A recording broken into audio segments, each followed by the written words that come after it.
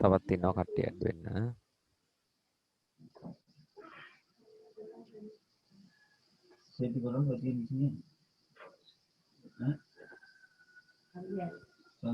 ක්ෂුද්‍ර ජීවීන් කියන්නේ කවුද කියන එක අපි කතා කරා. ඒ ක්ෂුද්‍ර ජීවීන් වර්ග කරා අපි. ක්ෂුද්‍ර ජීවීන් වර්ග කරා. මේ විදිහට අපි ඒගොල්ලන්ගේ තොරතුරු දැක්කා. ඒගොල්ලන්ගේ පරිසර ගැන අපි කතා කරා. ලක්ෂණ ගැන ලිව්වා. ඊගාවට ඒගොල්ලන්ගේ පෝෂණ ක්‍රම ගැන අපි සඳහන් කළා. ඒගොල්ලෝ නිරීක්ෂණය කරන්න පුළුවන් ස්ථාන ගැන කතා කරා.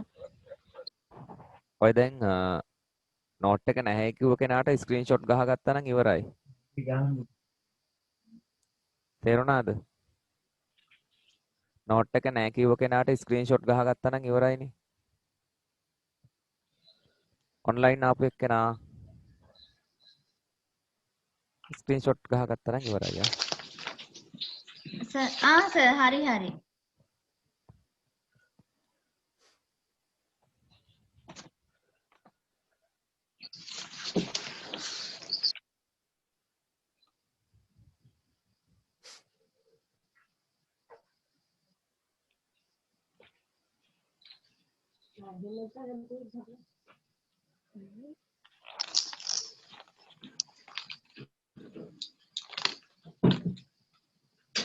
स्क्रीनशॉट गन थे ना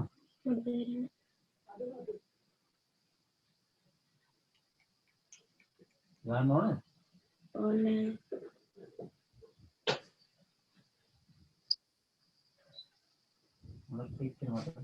මේවා රූප සටහන් අඳින්න තියෙන ඒවා ඊට ඉඩ තියන්න වෙනවා.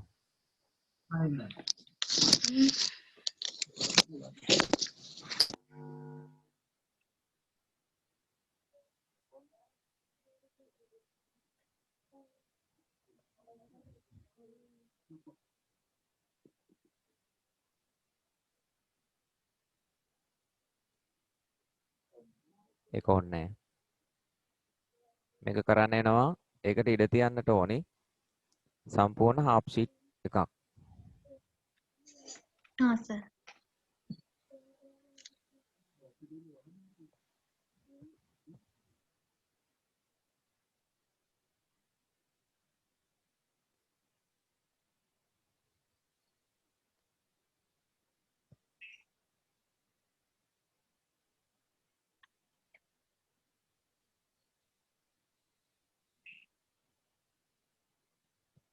මේකේ රූප සටහනක් කලවන්න අඳින්නට තියෙනවා ඒගොල්ලන්ට.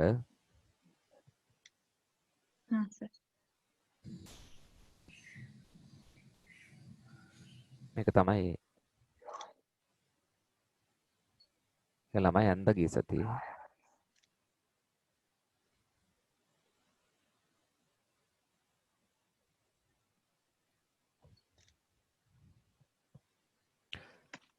හරි. පුතේ අපි මෙතනින් නේද ගිය සතියේ නැවතුනේ?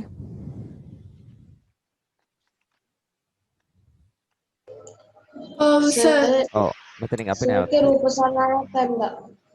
ඔව්. මේකේ රූප සටහන අපි ඇඳා. ඒ කියන්නේ පාම්පිටි ගුලිය තියෙන විදිහ අපි ඇඳා මේ විදිහට. ආරම්භයේ තිබ්බ පාම්පිටි ගුලිය මේ විදිහට වුණා. මේ පමණ ප්‍රමාණයකින් තිබුණා කියන එකයි මම විස්තර කරන්නේ.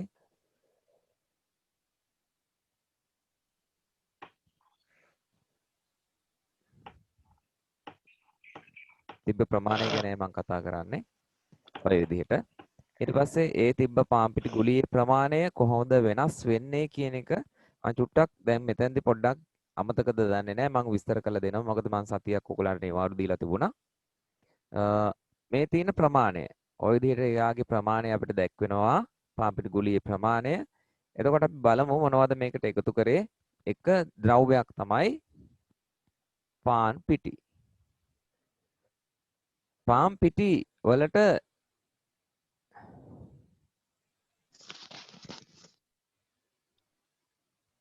එකතු කරා ජලය ඊට පස්සේ yeast එකතු කරා තව මොනවද දාන්නේ සීනි very good සීනි පුතේ අනිවාර්යෙන් තියෙන්නට ඕනි සීනි අනිවාර්යෙන් තියෙන්නට ඕනි මොකද සීනි මත තමයි එයා ක්‍රියාත්මක වෙන්නේ කවුද yeast ඒ නිසා මේ ද්‍රව්‍ය ටික අපි එකතු කරලා හොඳින් මිශ්‍ර කරාට පසුව අපිට ලැබෙනවා මේ තියෙන පිටි ගුලිය. ඒකේ ප්‍රමාණය තමයි මේ තියෙන්නේ. දැන් yeast ක්‍රියාත්මක වෙන්නේ කවුරු මතද? සීනි මත. එයා හරි කැමති සීනි සහිත පරිසරවලට. සීනි සහිත පරිසරවලට. ඒ නිසා අපි කිව්වා එයා ඉන්න තැන් මල් පැණි වල ඉන්නවා, පැසෙන රාවල ඉන්නවා. ඒ විදිහට අපි කතා කරා. ඉතින් ඒගොල්ලෝ එතන ඉඳගෙන සිදු කරන ක්‍රියාවක් ගැන කිව්වා. අපි කිව්වා මොකද්ද? පැසීම කියන ක්‍රියාව ඉටු කරනවා. පැසීම කියන ක්‍රියාව. මේ පැසීම කියන ක්‍රියාව ඉටු කරනකොට එයා මොකද කරන්නේ? බාහිරට පිට කරන වායුවක් තියෙනවා. මොනවද පිට කරන්නේ? Carbon dioxide. කාබන් ඩයොක්සයිඩ් වායුව. ඒ කාබන් ඩයොක්සයිඩ් වායුව දැන් මම මෙතන පිටිගුලිය ඇන්දොත් මෙහෙම මේ කාබන් ඩයොක්සයිඩ් වායුව මේ විදිහට බිඳිති මේ තුල එක්රැස් වෙනවා. දැන් පුතේ මේ පිටිගුලිය ඇතුලේ වාතය එක්රැස් වෙනකොට පිටිගුලිය මොකද වෙන්නේ? ප්‍රමාණයෙන් විශාල වෙනවා. ප්‍රමාණයෙන් විශාල වෙනවා. දැන් ඉතින් අම්මලාත් අහගෙන ඉන්නවනේ. දැන් අම්මලා ගෙදර තෝසේ හදනවනේ. අම්මලා ගෙදර මේ විදිහට පිටි අනලා තියෙනවනේ. ඊස්ට් රොටිත් හදනවනේ. ඒ හදනකොට ඒගොල්ලන්ට ඉතින් දැන් මොකද්ද වෙන්නේ කියන එක අම්මලාට පැහැදිලි ඇති. ඕගොල්ලන්ටත් එහෙම තමයි. හරි? ඕකයි වෙන්නේ. ඉතින් ඒ නිසා පිටිගුලිය විශාල වෙනවා. පිටිගුලිය විශාල වෙනකොට අපිට පිටිගුලිය මේක ඊළඟ පියවරේදී මෙන්න මේ විදිහට අපිට දකින්නට පුළුවන් පිටිගුලිය විශාල වීම.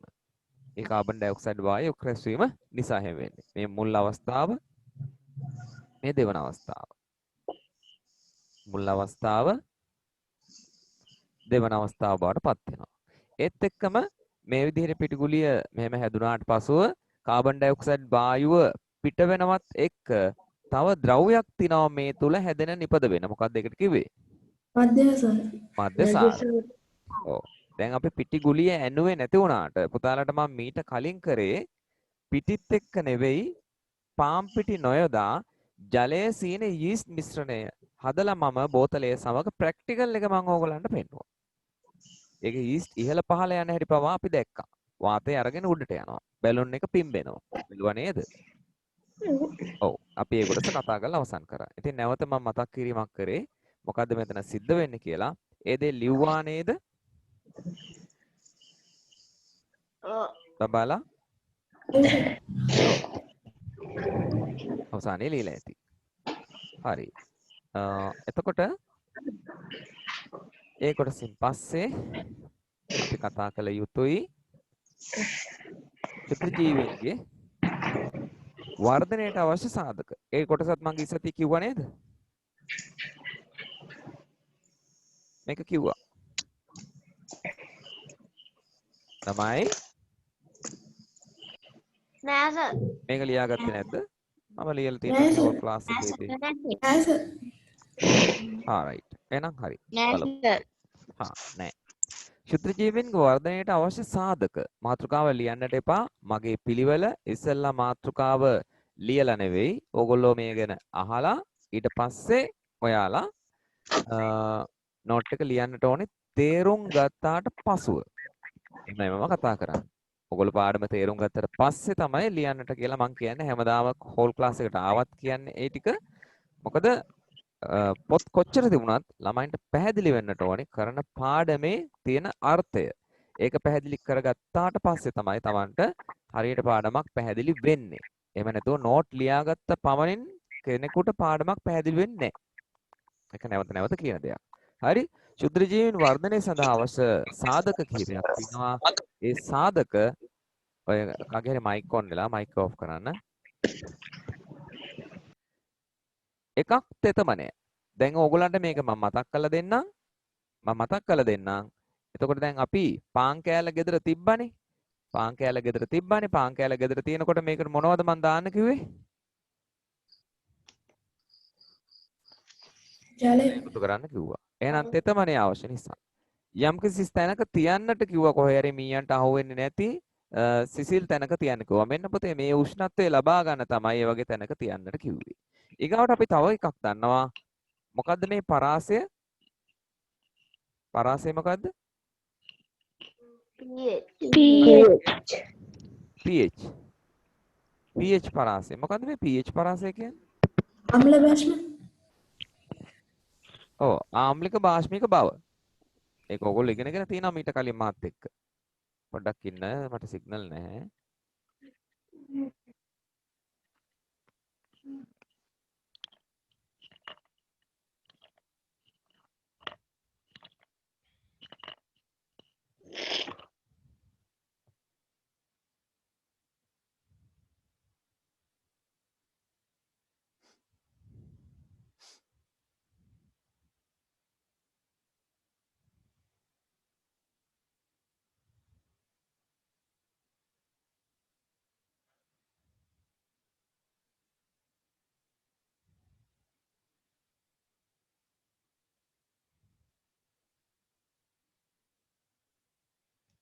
ළමයි මාව ඇහෙනවද? චුට්ටක් හරි අහමින් නා.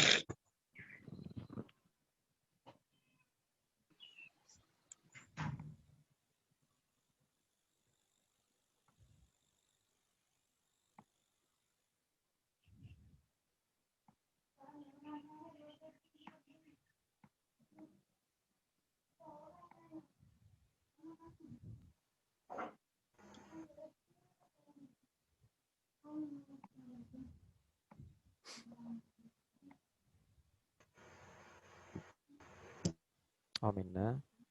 දැන් ඇහෙනවද? ඔව් සර්. මට ඔයගොල්ලන්ව පේන්නෙත් නැහැ, ඇහෙන්නෙත් නැහැ, මුකුත් නැහැ.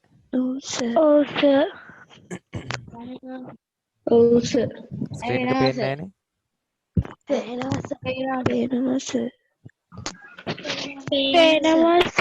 අහමින් නා. චුට්ටක් ඉන්න.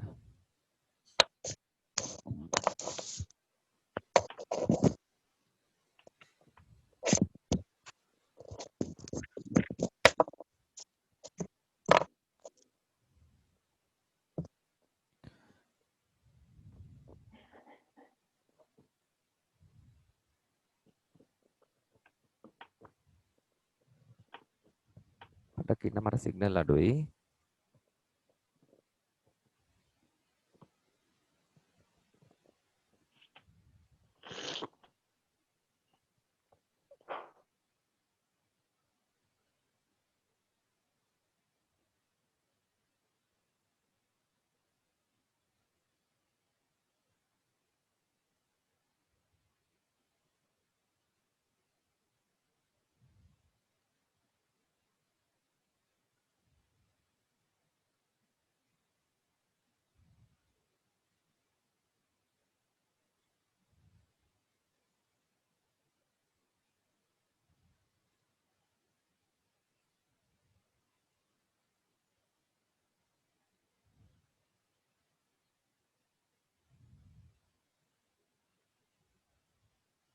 හරි.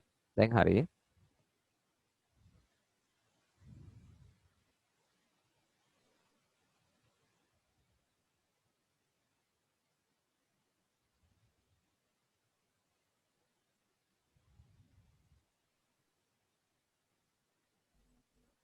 දැන් හරිනේ? හරි සර්. හරි දැන් හරි. දැන් පේනවා. චුට්ටක් ඉන්න ආයෙත් කාට හරි පේන්නේ නැත්නම් මේක ෂෙයා කරන්න ඕනේ. සිග්නල් ප්‍රශ්නයක් ඒකයි. අපි කතා කරමු pH ගැන අපි පොඩ්ඩක් කතා කරේ. පුතාලට මම 7 පන්තියේදී පෙන්නලා තියලා තියෙනවා ආම්ල භස්ම ස්වරූප ආශ්‍රයෙන් කොහොමද pH අගේ හැදෙන්නේ කියන එක. pH පරාසය වෙන්නේ අපි දන්නවා බිඳුවේ සිට කීය දක්වාද 14 දක්වා. ඒකෙදි 7 කියන අගේ වැදගත්. අපි කියනවා 7ට කවුරු කියලාද? උදාසීන. very good. ඔය මතක තියෙන්නේ හොඳ ළමයි. right. ඒ විදිහට එහෙනම් එයාටත් හිතකර එයාට ගැළපෙන pH පරාසයක් තියෙන්නට ඕනේ. ඒ නිසා අපි කියනවා pH පරාසය කියලා. එයාගේ වර්ධනයට අවශ්‍ය සාධක වලින් එකක් හිතකර pH පරාසය.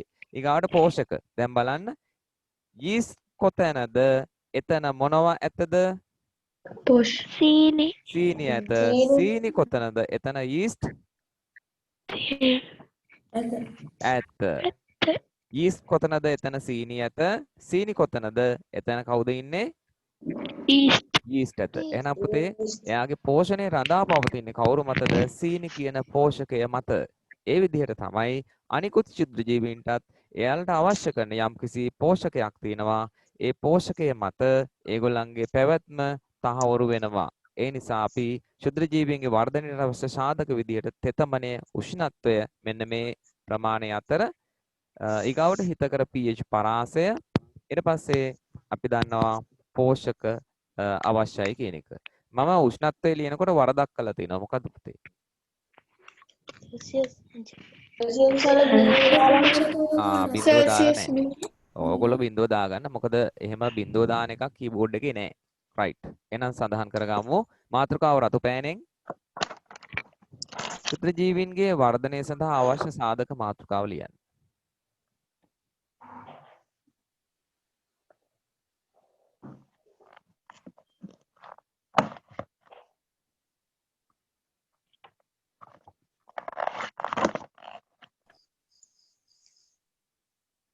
රතු පෑනේ මාතෘකාව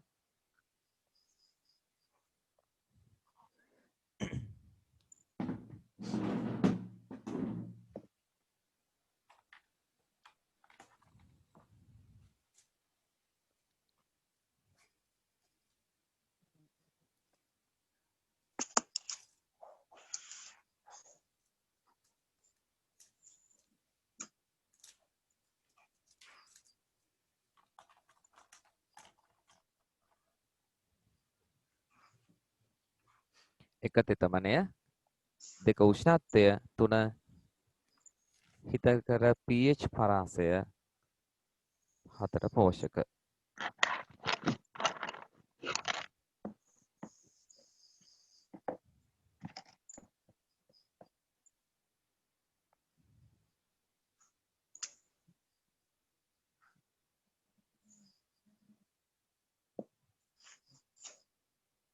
හොඳයි වෙලාව ඇති.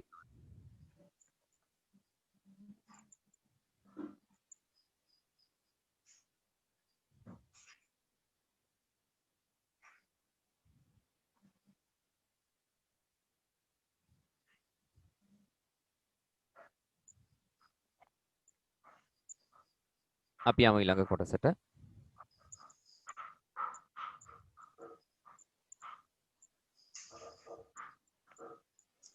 මම හිතන්නේ මෙන්න මේ කොටස ඔයගොල්ලෝ ලිව්වේ නැහැ කියලා.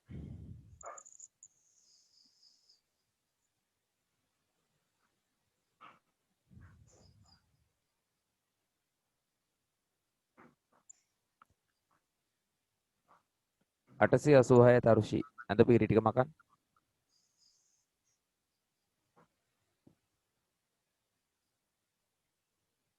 මෙන්න මේ ටික ලිව්වේ නැහැ නේද? ලිව්වස. ලිව්වද? හා රයිට්. ආයි චුට්ටක් මතක් කරන්නයි මට ඕනි කරන්නේ ටික. අහගන්න. ක්ෂුද්‍ර ජීවීන් ආහාර නරක කිරීම අපිට කරන වාසියක්ද අවාසියක්ද? අවාසිය. ඒක අවාසියක්. අපිට කරන අවාසියක්. ඒතර මේ අවාසියේදී වෙන්නේ ක්ෂුද්‍ර ජීවීන් ආහාර මත වර්ධනය වෙනවා. ඒක දන්නවා දැන් පාන් කැබැල්ලේ පුස් ක්‍රියාත්මක වුණා.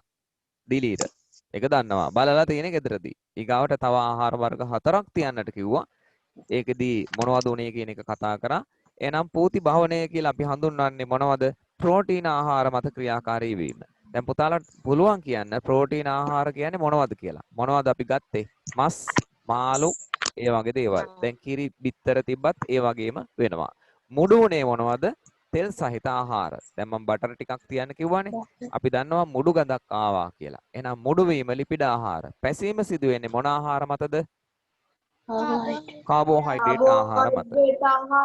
ඔව්. දැන් අපි පැසීම කියන ක්‍රියාවලිය මෙතෙන්ට අදාළව වටහා ගත්තොත්, තව ටිකක් තහවුරු කරගත්තොත් පැසීමේදී නිපද වෙන එක ද්‍රව්‍යයක් මධ්‍යසාර. තව එකක් තමයි කාබන් ඩයොක්සයිඩ්.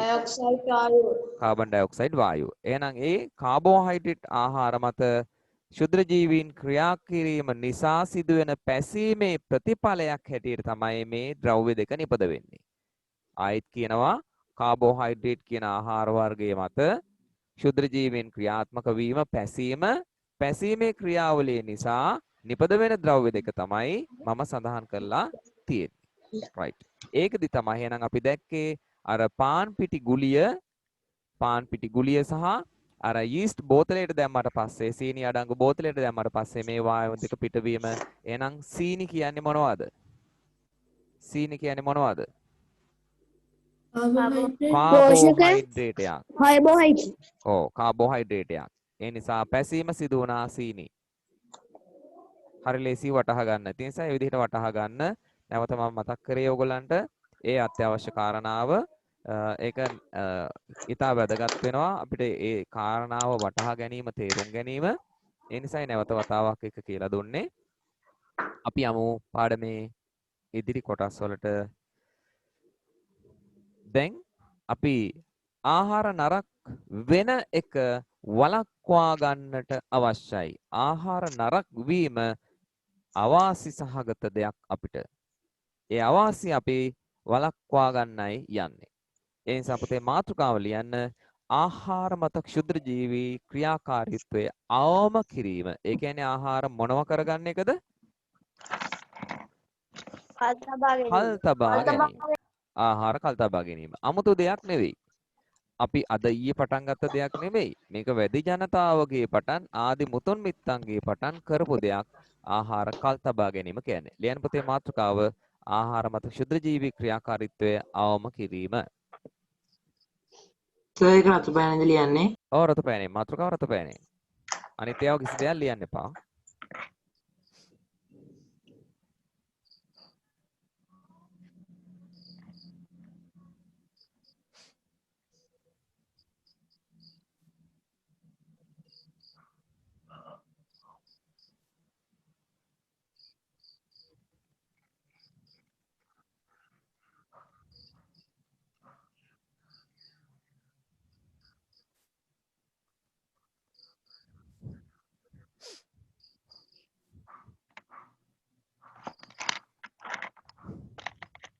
හොඳයි. දැන් කිසි දෙයක් ලියන්න එපා මාතෘකාව හැරෙන්නට.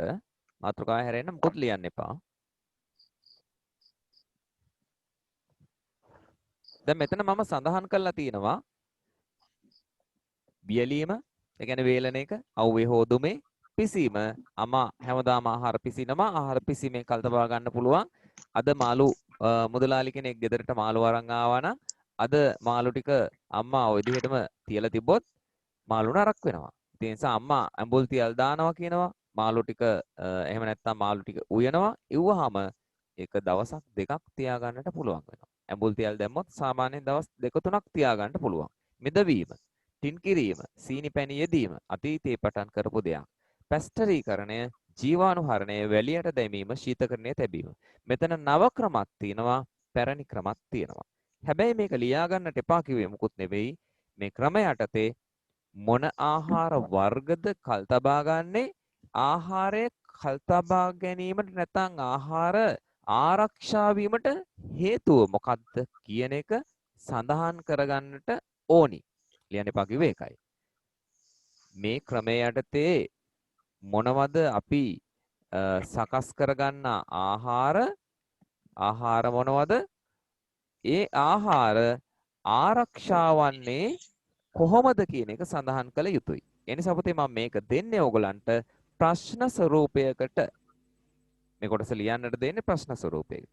ඒ නිසා මෙන්න මෙහෙම ඕගොල්ලෝ ප්‍රශ්නය ලියා ගන්න ඔය ලියපු මාතෘකාවට යටින්. ප්‍රශ්නය ලියා ගන්න.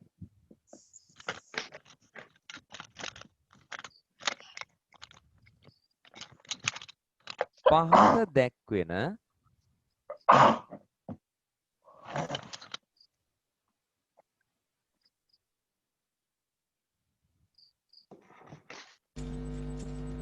එක් ක්‍රම යටතේ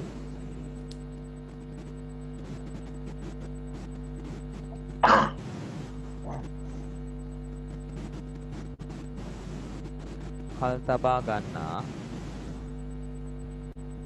ආහාර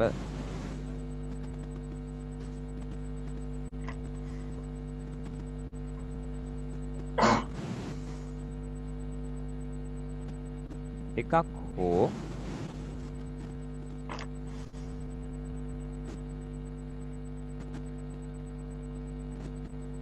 කිහිපයක්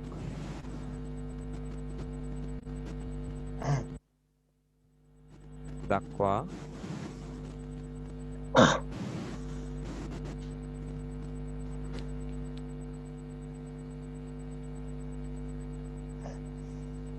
එහිදී පාලනය වන්නේ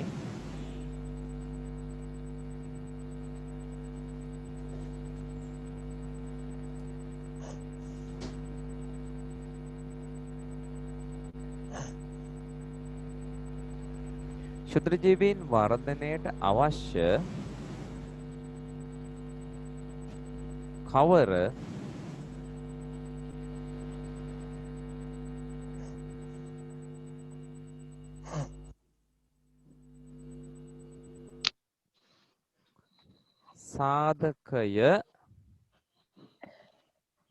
සාධක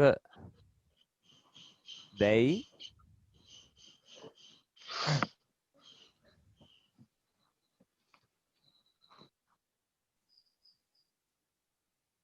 රතු පෑනෙන් ලියන්න.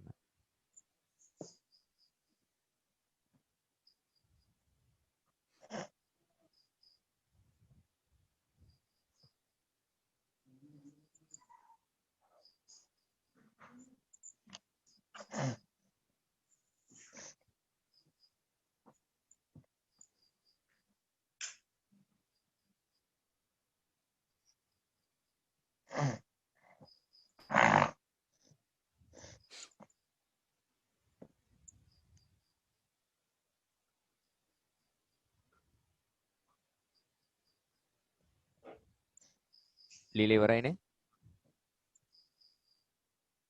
ඔව් සර්. හරි.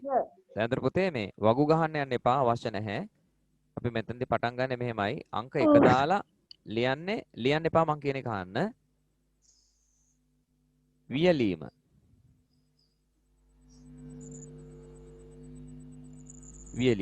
එතන වියලීම කියලා ලියන්නේ නිල් පෑනෙන්. ඊට පස්සේ වියලන්නේ මොනවද කියලා එතන ලියන්නේ ආහාර වර්ගය. ආහාර වර්ග එකක් හෝ කිහිපයක් ලියන්නේ. දෙවනියට තුන්වෙනියට එන්නේ සාධකය. එතකොට සාධකය අපි ලියන්නේ අර දැන් අපි සාධක ගත්තානේ. දැන් චුට්ටකට කලින් අපි ලියා ගත්තානේ. තෙතමනය, pH අගය, උෂ්ණත්වය, පෝෂක කියලා. එතකොට පාලනය වෙන්නේ මොන සාධකයේද කියලා ඒක ලියන්නේ ඒක පමණක් රතු පෑනෙන්. ඒක ලියන්නේ රතු පෑනෙන්. ඒකයි කිව්වේ. රයිට්. දැන් මම මේ ටික මකනවා. අදාළ කොටසට යනවා.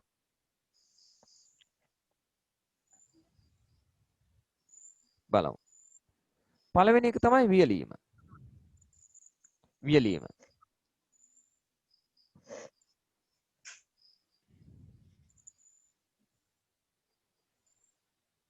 මොනවද වේලන්නේ කියලා ළමයි දන්නවා. දැන් අපි ගෙදරට ගේනවා වියලි මිදි. කාලා තිනව නේද? ඔව්. එහෙනම් වියලනවා මොනවද? පළතුරු. ඒ වගේම වේලනවා කරවල කාලා තිනවනේ හාල්මැස් ඕන තරම් දන්නවනේ. මාළු. වැඩි ජනතාව වේලුවා මොනවද? මස්. ඔව්. ඊගාවට අපි දන්නවා ධාන්‍ය වර්ග. වී වේලනවා. කව්පි වේලනවා. දැන් වේලපුවාම අපි අර සාධක ලියවන්නේ මොනවද කියලා? තෙතමනය, උෂ්ණත්වය, pH, පෝෂක. මොනවද ඉවත් වෙන සාධකය? තෙතමනය ඉවත් වෙනවා. එහෙනම් මෙතන ලියන්න ඕනේ අපි මොකද්ද? තෙතමනය. මේ විදිහටයි යන්නේ. දැන් පැහැදිලිනේ? හරි. දැන් සාධක 4 බබාලා ගාව තියෙනවා මම මෙතන සඳහන් කරාට. ඊගාවට අපි දෙවෙනි එකට යනවා. අංක 2ට. අංක 2ට අපි ගන්නේ පිසීම.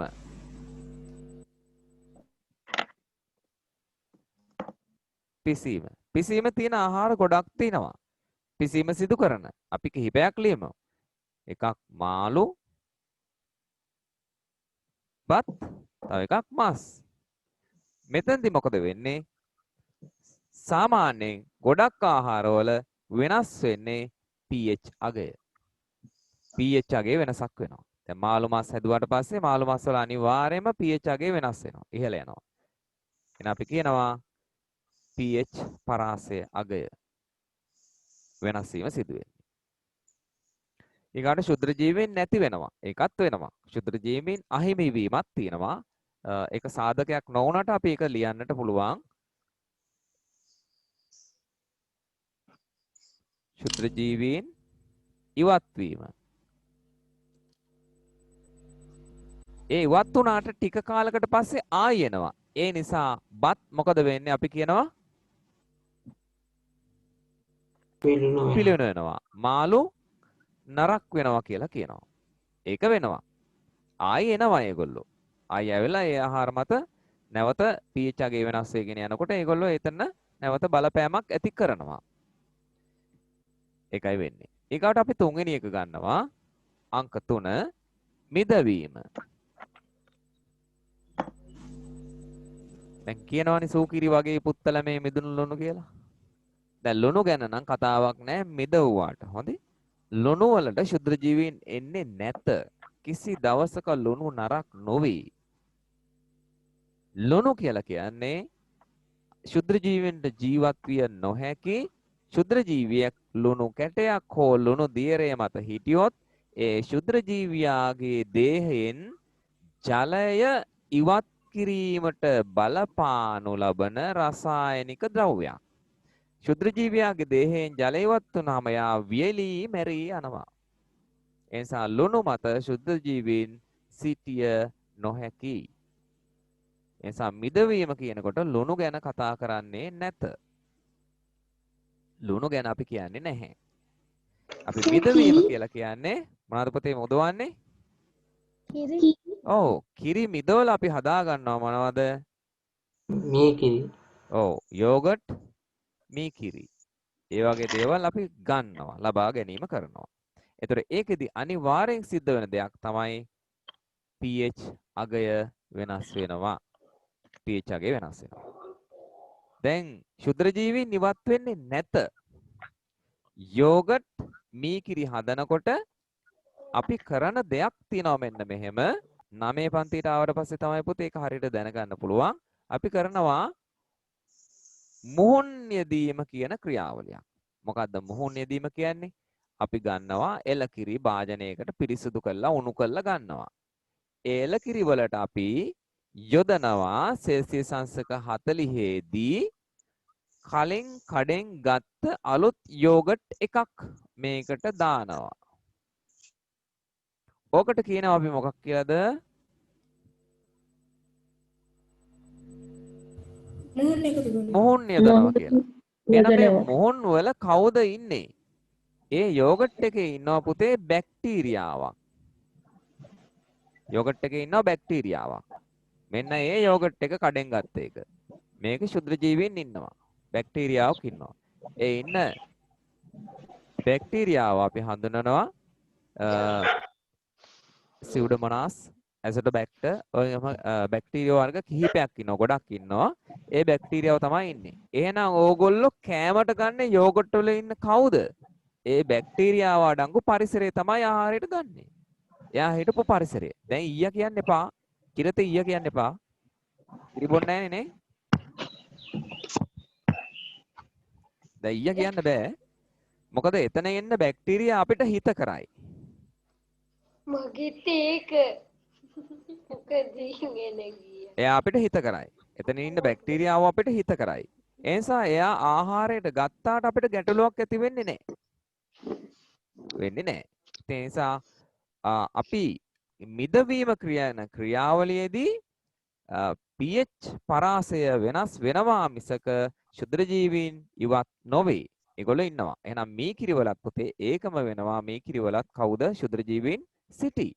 වෙනස් වෙන්නේ pH අගය සහ උෂ්ණත්වය වෙනස් වීමක් වෙනවා. දැන් අපි යෝගට් දානවානේ අපි ෆ්‍රිජ් එකේ. එතකොට උෂ්ණත්වයත් වෙනස් වීමක් බලාපොරොත්තු වෙන්නට පුළුවන්. නමුත් අනිවාර්ය සාධකය pH. ඊගාවට අපි ගමු ඊළඟ එක ටින් කිරීම. අංක 4.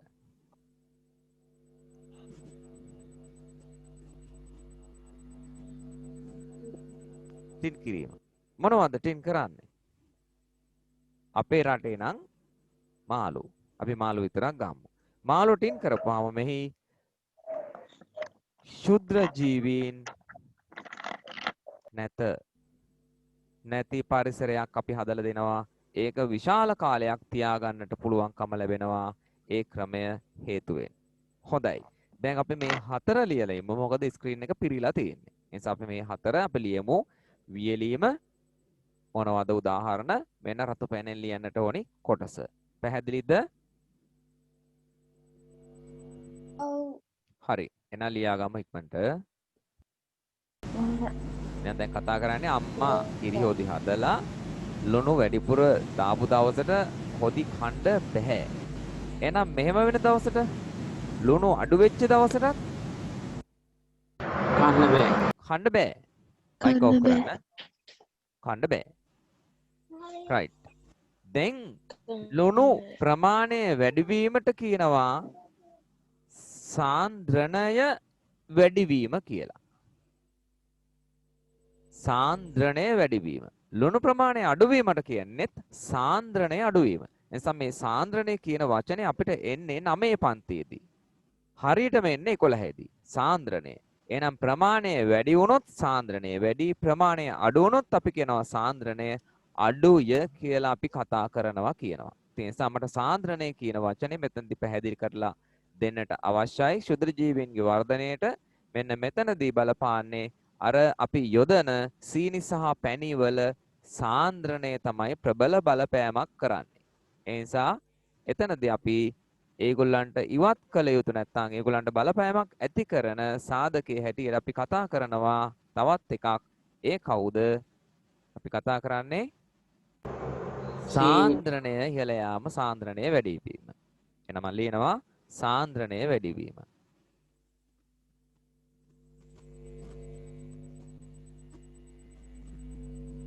සාන්ද්‍රණය වැඩිවීම. මොනවද සාන්ද්‍රණය? සීනි. සීනි සාන්ද්‍රණය වැඩිවීම. ඒක තමයි එතනදි වෙන්නේ. අහමින් තව කෙනෙක් ඇඩ් වෙන්න ඉන්නවා. හරි. ඊගාව කාරණාව අපි ගන්නේ පැස්ටරීකරණය.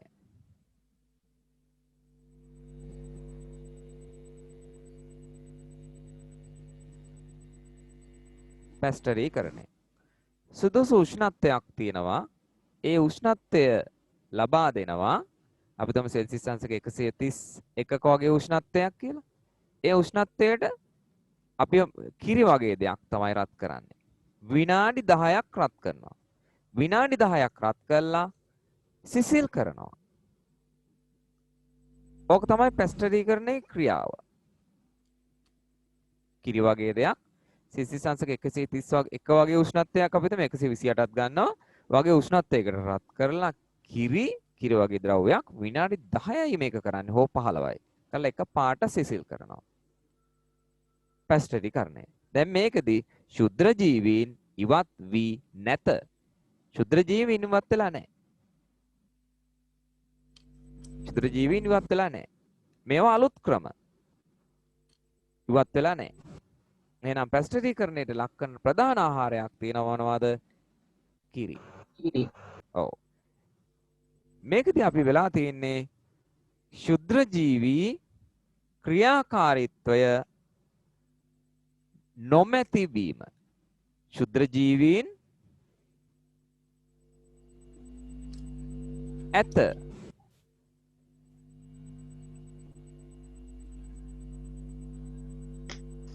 ක්‍රියාකාරී විය නොහැක.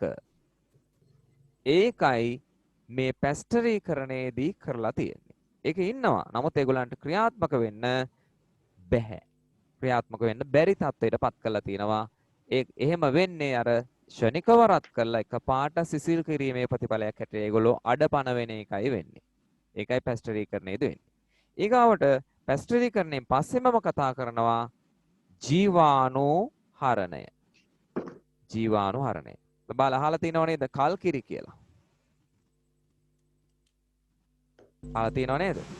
අහලා තියෙනවා සර්. ජීවාණුහරණයට ලක් කරන්නේ එතකොට කිරි. ඔව්. ඔව්. කිරි ජීවාණුහරණය කියන්නේ තදින් රත් කිරීම සිදු කරනවා. තදින් රත් කරාට පස්සේ කිරි වල වෙන ශුද්‍ර ජීවීන් ඉවත් වෙනවා. එහෙනම් මෙතනදී ශුද්‍ර ජීවීන් නොමැත. ශුද්‍ර ජීවීන් නොමැත. හොඳයි. එහෙනම් මේ දෙක අපි ලියමු. ශුද්‍ර ජීවීන් නැති වුණාට පස්සේ නරක කරන්න යට දෙයක් නැහැ. නරක වෙන්නේ නැහැ. ලියලිමු 5 6 7. අත්තිනීරු උෂ්ණත්වයක් ලියන්න ඕනේ නේද? ජීවාණුහරණයටද? ඔව් සර්. නැහැ. ජීවාණුහරණයට උෂ්ණත්වය එන්නේ නැහැ. පැස්ටරීකරණයට නම් උෂ්ණත්වය එනවා. ජීවාණුහරණය කරපු ඒවා එළිය තියාගන්නත් පුළුවන්. ඒකට ගැටලුවක් නැහැ. ඒ කියන්නේ ෆ්‍රිජ් එකක් නැතුව. උෂ්ණත්වය එනවා නම් එන්නේ පැස්ටරීකරණයට විතරයි. ඒ කියන්නේ අර මම මතක් කරලා දෙන්න එකක් මේ රිච් ලයිෆ් කිරි එක තියෙන්නේ. අපි කඩෙන් ගන්න ඔය අම්මලා උණු කරන කිරි එක. ඒක ෆ්‍රිජ් එකේ තියාගන්න ඕනේ කිරි එකක්. ඒ පැස්ටරීකරණය කරපු කිරි තමයි එතන තියෙන්නේ.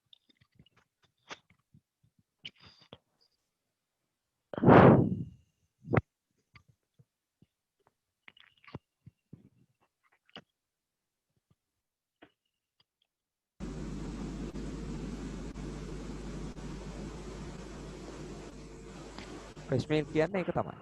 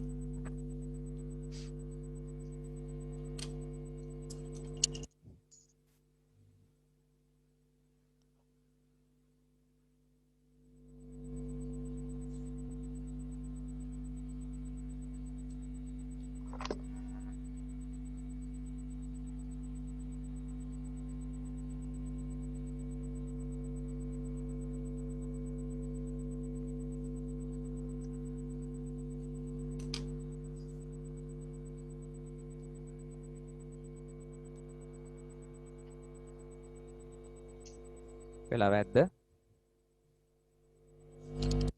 ලියලා ඉවරයි. ඉවරයි සර්. හා ලියලා ඉවරයි සර්. හරි.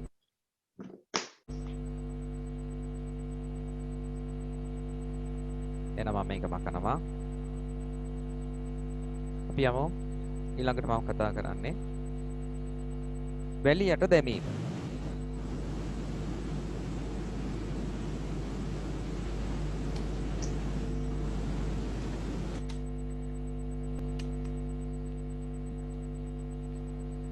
වැලියට දැමීම. වැලියට දාන්නේ මොනවද? ආදි කාලේ ඉඳන් කරපු දෙයක් තමයි මේක. කොස්සට. කොස්සට. දෙහි. හැබැයි මේක වැලියට දැමීම කියලා කිව්වට වියලි වැලියට තමයි දාන්නේ. එතනදී එකක් වෙනවා. මොකද්ද? උණුසුම පාලනය වෙනවා. තෙතමනේ ඉවත් වෙනවා. ඔව්. උණුසුම පාලනය. ඊගාවට තෙතමනය. ওই දෙක තමයි වෙන්නේ. ඉතින් ඒ තෙතමනයයි උණුසුමයි පාලනය වුණාට පස්සේ සාධක දෙකක් එහෙනම් පාලනය වුණාට පස්සේ ඒ ආහාර ටික කලකට ආරක්ෂා වීම සිදු වෙනවා. ඊට පස්සේ ශීතකරණයේ තැබීම.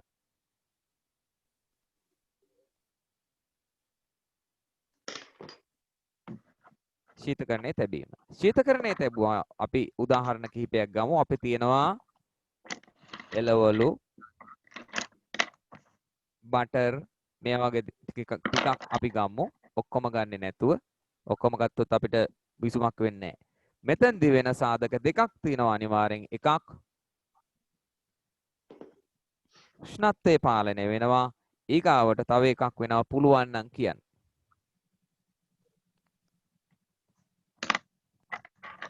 ශුද්ධ ජීවීන් පාලනය වෙනවා. නෑ.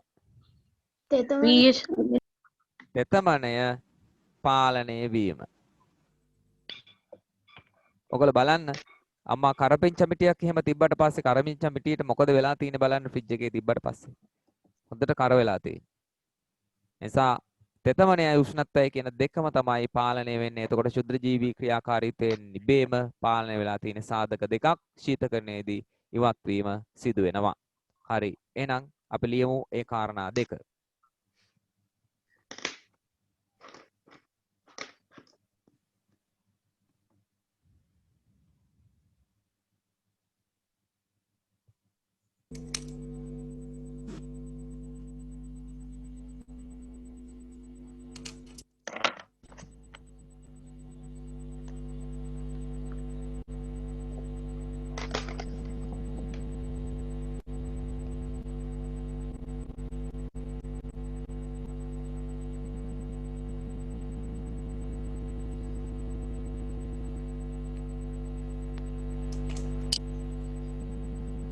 ඉවරයි සර්. හරි.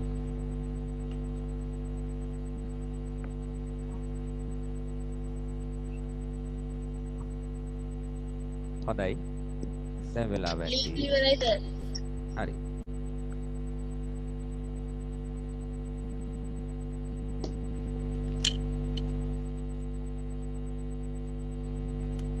එන්න මේ ටිකයි අපි දැන් කතා කරලා අවසන් කළේ.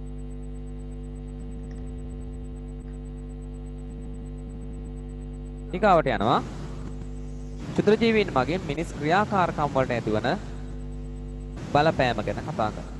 ඒතර මේ ගැන කියනකොට ඔය ෆෝන් ඔෆ් කරගන්න. සවුන්ඩ් ඔෆ් කරන්න.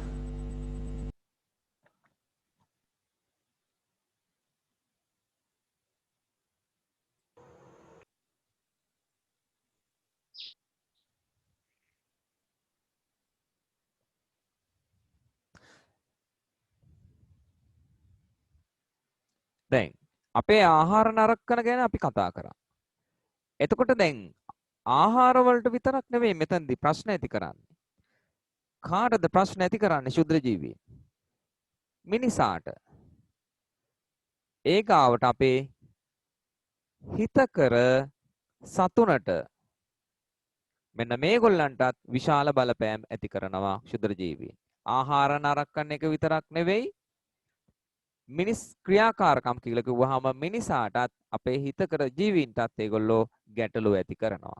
එනිසා ශුද්‍ර ජීවීන් මිනිසා වන අපටද වෙනත් සතුන්ටද හිතකර සහ අහිතකර ලෙස බලපානු ලබයි. එතකොට හිතකර දේවලුත් කරනවා අහිතකර දේවලුත් මේගොල්ලෝ අපිට උදා කරනවා. එතනදී අපි ඉස්සෙල්ලාම කතා කරන්න බලාපොරොත්තු වෙන්නේ මෙතෙන්දී ඒගොල්ලෝ කරන හිතකර දේවල් ටික. මොකද එහෙම කියන්නේ? හිතකර දේවල් ටික කියලා කියන්නේ හේතුවක් තියෙනවා. ඉස්සෙල්ලා කතා කරන්න යන්නේ අපි හිතකර දේවල්. ඒ හිතකර දේවල් කියන්නේ මෙන්න මෙහෙමයි.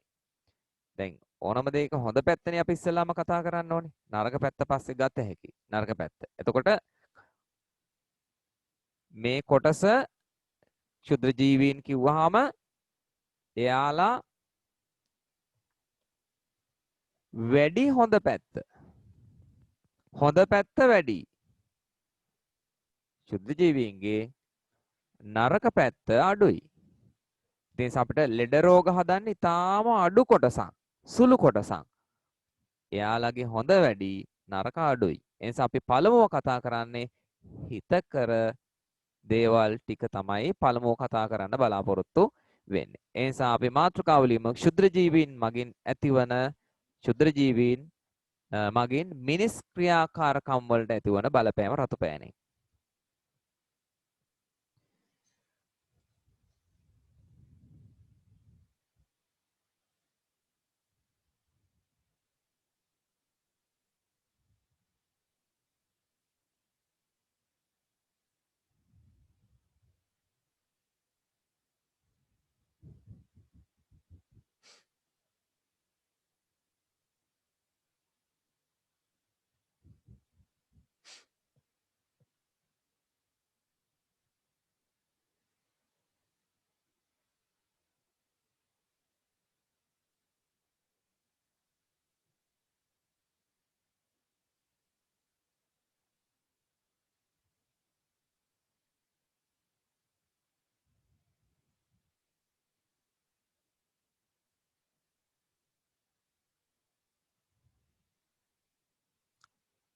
ලිව්වා නේද? සර් මාතෘකාව හරි. විතරයි නේද ලියන්නේ? අපි ලියමු.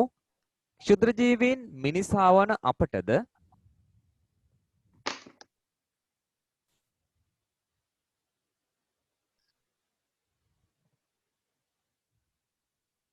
වෙනත් සතුන්ටද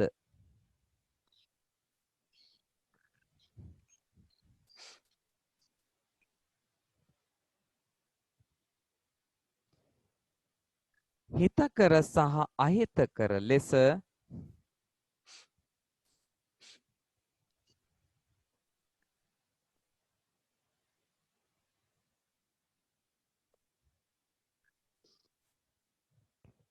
බලපානු ලබයි.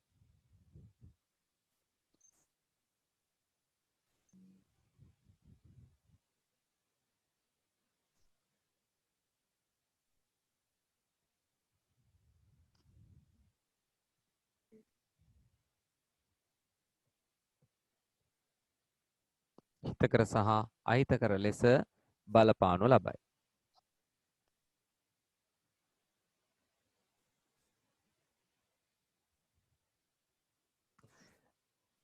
එක දෙක තුන හතර පහ ලියන්නට එපා. ක්ෂුද්‍ර ජීවීන් මගින් ඇතිවන හිතකර බලපෑම් කියලා මාතෘකාව ලියන්න. ක්ෂුද්‍ර ජීවීන් මගින් ඇතිවන හිතකර බලපෑම්.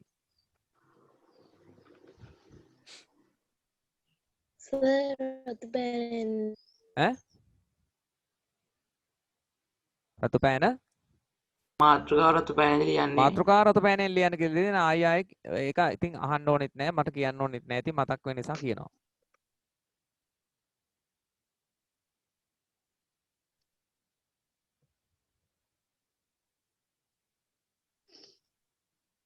right මම පහදන්න යන්නේ පළවෙනි කාරණාව විනාකිරි නිෂ්පාදනය ගැන. විනාකිරි අපිට විනාකිරි නිෂ්පාදනය කරන්නට අවශ්‍ය වෙන ද්‍රව්‍යයක් තියෙනවා. අවශ්‍ය වෙන ද්‍රව්‍යයක්. ඒ තමයි සීනි. දැන් කියයි මාර කතාවන්නේ සර් කියන්නේ යන්නේ සීනි වලින් කොහොමද විනාකිරි හදන්නේ කියලා. සීනි ඉන්න පරිසරයක් අපි තෝරගන්න. සීනි පරිසරයක්. ඒ පරිසරය තමයි එකක් මීරා. අනිත් එක තමයි පොල් වතුර. මීරා බීලා නැහැ මීරා පැණි රසයි. මම එදා පළවෙනි කොටසේදී විස්තර කරලා දීලා තියෙනවානේ මීරා හදාගන්නේ කොහොමද කියලා. රා හැදෙන හැටි. මලෙන් වැස්සෙන දේරය මීරා කියන්නේ. පොල් වතුර පැණි රහයි. පොල් වතුර බීලා තිනවා. තැඹිලි වතුර බීලා තිනවා. පැණි රසයි. එහෙනම් එතන සීනි ඇත. ඒ සීනි මත ක්‍රියාත්මක වෙනවා එක්තරා ක්ෂුද්‍ර ජීවියෙක්. දන්නවා කවුද කියලා? කවුද ක්‍රියාත්මක වෙන්නේ? යීස්ට්. යීස්ට් කියන ක්ෂුද්‍ර ජීවියා ක්‍රියාත්මක වෙනවා. එයා හදනවා කාබන් ඩයොක්සයිඩ් වායුව සහ මොනවද?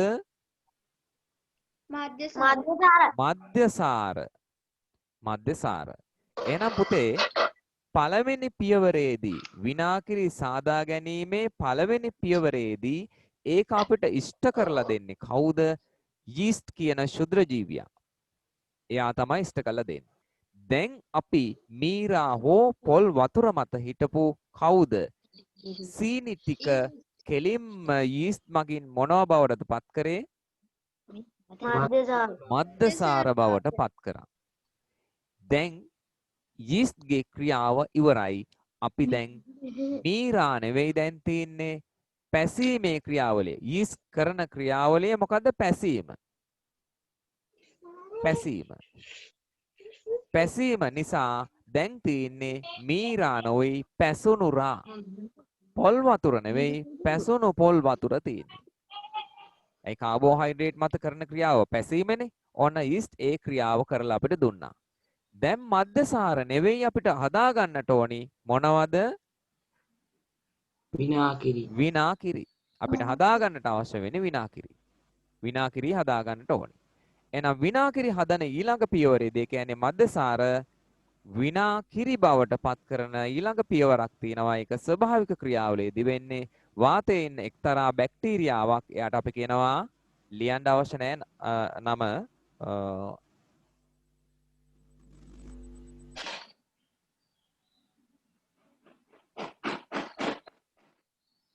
නම කියන්න බලන්න.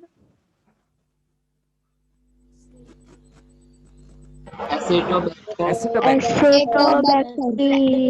ඇසෙටෝබැක්ටර් හරියට කියවන්න ඇසෙටෝබැක්ටර් Acetobacter. මෙයාගේ නම දැන් දුන්නට හරියටම දෙන්නේ නමේදී. ඒ නිසා අද ලියන්න අවශ්‍ය වෙන්නේ නැහැ. නම ලියන්න ඕනේ නැහැ. එහෙනම් බලා ගන්න සීනි නැත්තම් මීරා පොල් වතුර තුල හිටපු සීනි ටික මද්දසාර බවට පත් කරේ ඊස්ට්. ඊට පස්සේ එයා ඒ තියෙන මද්දසාර ටික විනාකිරි බවට පත් කරන්නේ නැත්නම් අපි කියනවා ඇසිටික් අම්ලය කියලා පත් කරන්නේ ඇසෙටෝබැක්ටර් කියන බැක්ටීරියාව.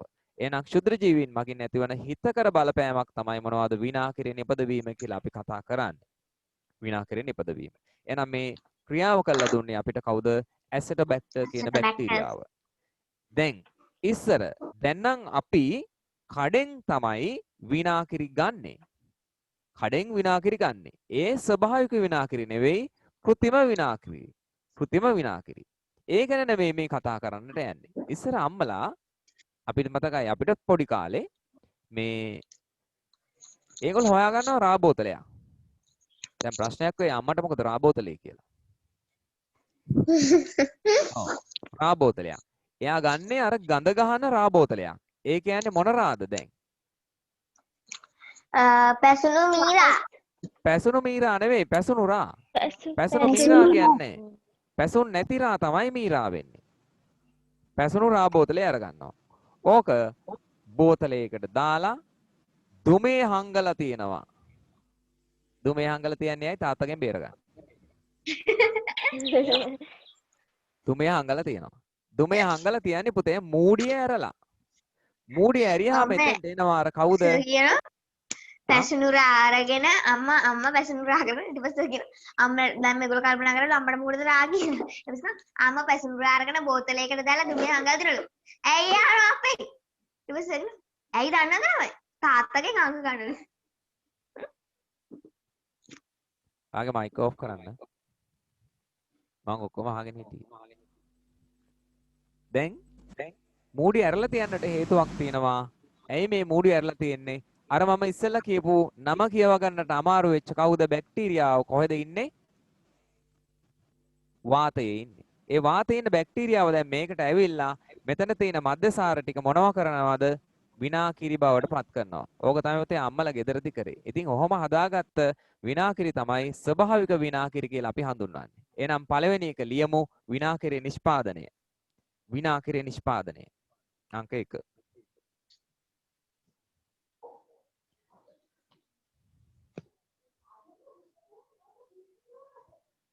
විනාකිරි නිෂ්පාදනය. අපි අර්ථ ලියමු.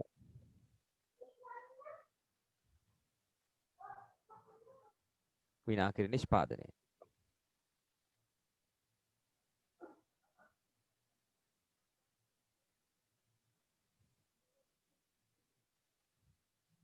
ලියන්න.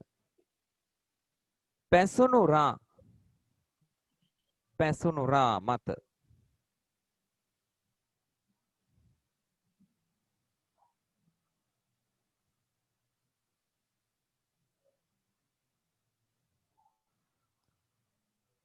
වාතයේ සිටින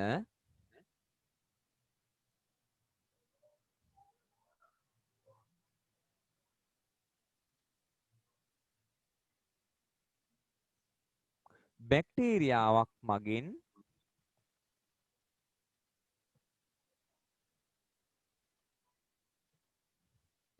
එහි ඇති මද්දසාර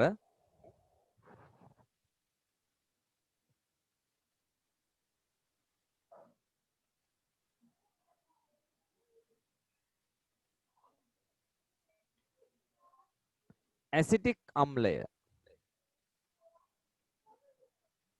එහෙනම් ඇසිටික් අම්ලය කියන්නේ මොනවද?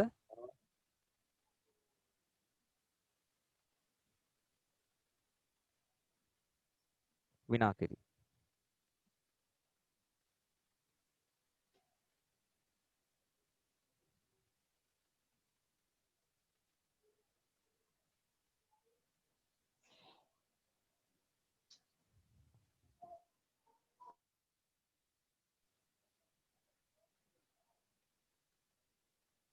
විනාකිරි සෑදේ.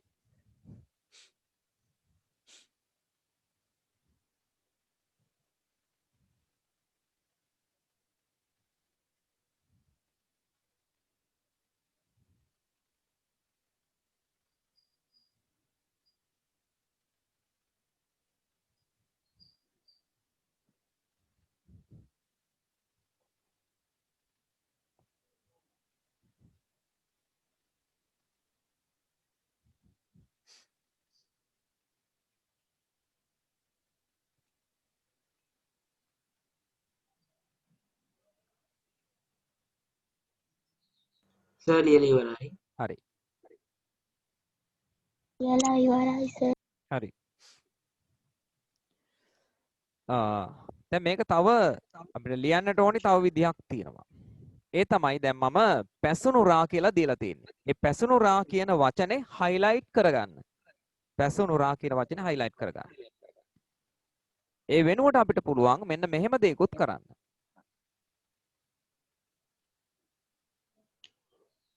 පොල් වතුර, මීරා මේ කියන ද්‍රව්‍ය දෙකනොත් අපිට පුළුවන් කාව හදාගන්නද විනාගිරි හදාගන්න. එතෙන්ට බලපාන්නේ කවුද? යීස්ට්. ඒ ක්‍රියාවලිය මොකද්ද? පැසීම. එතකොට හැදෙන්නේ මොනවද?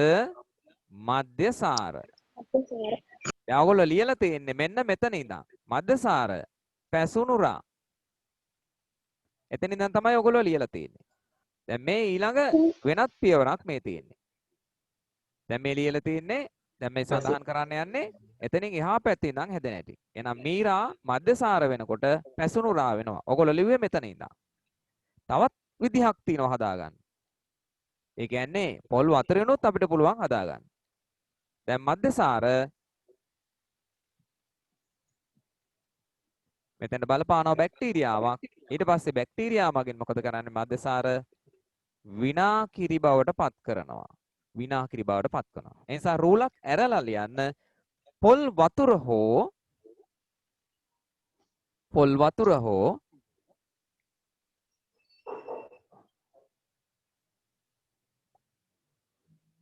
මීරා මගින්ද විනාකිරි නිපද විය හැක.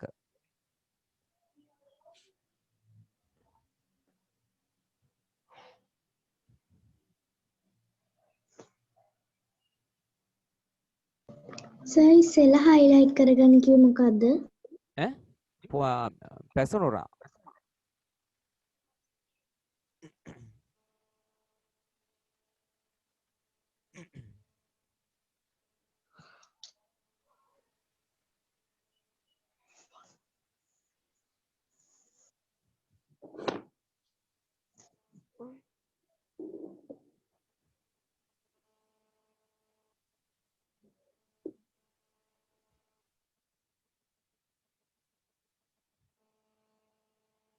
හරි සර් ලියුවයි. ඔව් මේක ඇඳ ගන්නට ඕනේ.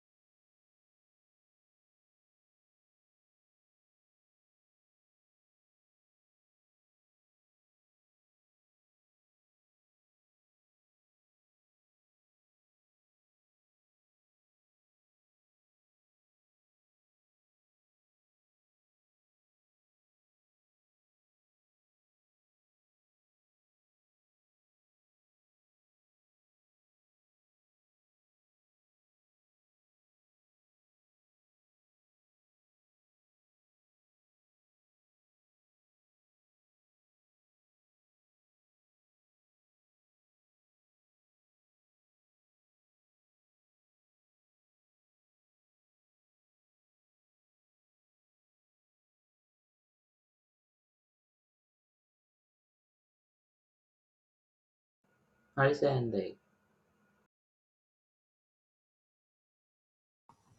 හරි සර්. ඉවරයි සර්. හරි සර්. හරි සර්. හරි සර්. හරි සර්. හරි සර්.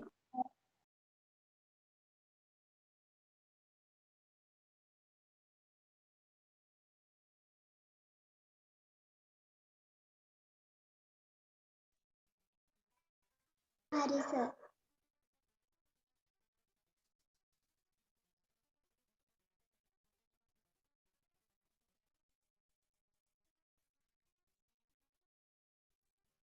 ඉවරයි සර්.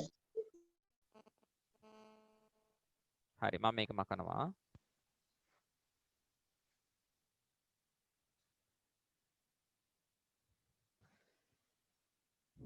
ඊගාවට කාරණාව ප්‍රතිජීවක නිපදවීම. ඒක ටිකක් අමාරුයි. පැහැදිලි කරලා දෙන්න. මට තව පොඩි ගැටලුවක් තියෙනවා. මම ගැටලුව ළමයිත් එක්ක කියනවා මෙන්න මෙහෙම. ප්‍රතිජීවක නිපදවීම කියලා මමත් ලියනවා. ප්‍රතිජීවක නිපදවීම. එතන මේකදී අපි කියන්නේ මේ බෙහෙත් කරල්. ඔයගොල්ලෝ කරල් දන්නවා. දැන් මේක හොයාගත්ත විද්‍යාඥයා තමයි ඇලෙක්සැන්ඩර් ෆ්ලෙමින්. ඇලෙක්සැන්ඩර් ෆ්ලෙමින්. එයා කරේ මෙන්න මේ වගේ දෙයක්. විද්‍යාගාරයේ තියෙන පෙට්‍රි දීසියක් අරගෙන ඒකේ දිලීර වර්ගයක් වගා කරා. ඒ දිලීර වර්ගයේ නම තමයි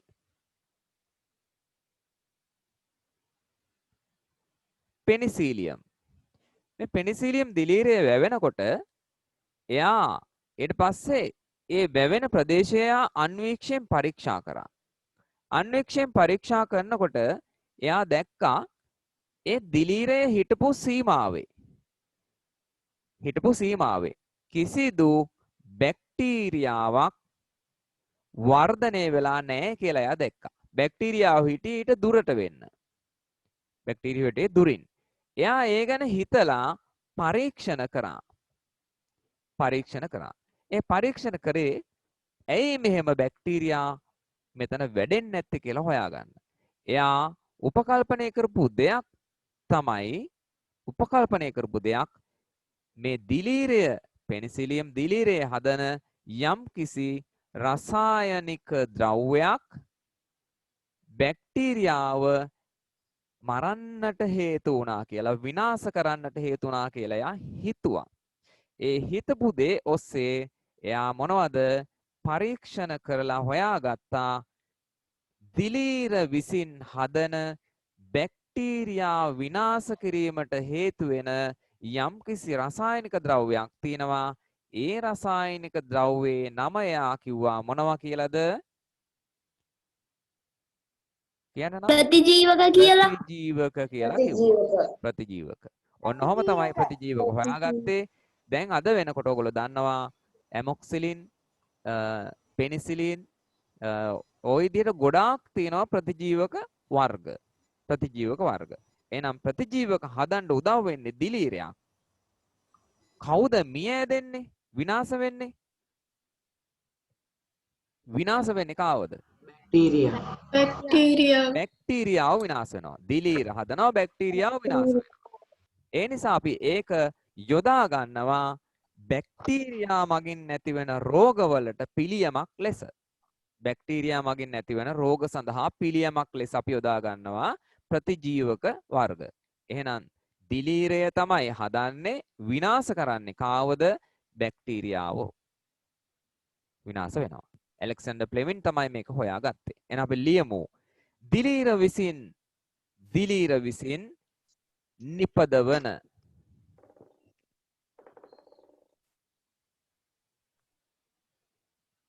විස්තර ගන්නකොට හොඳට අහගෙන ඉන්න ඕනේ.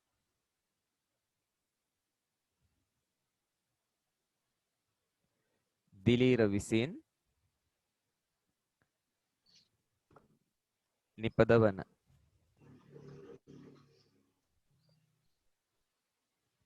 රසායනික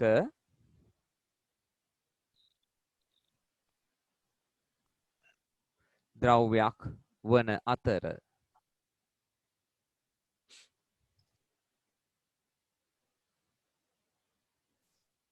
බැක්ටීරියා විනාශ කිරීමට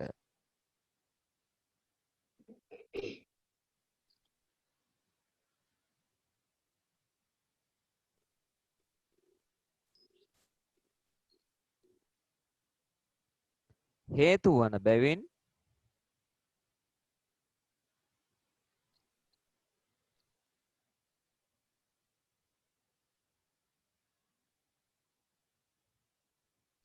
බැක්ටීරියා රෝග සඳහා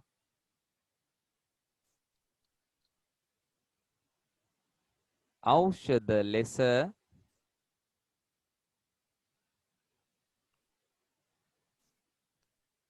ප්‍රතිජීවක යොදා ගනී.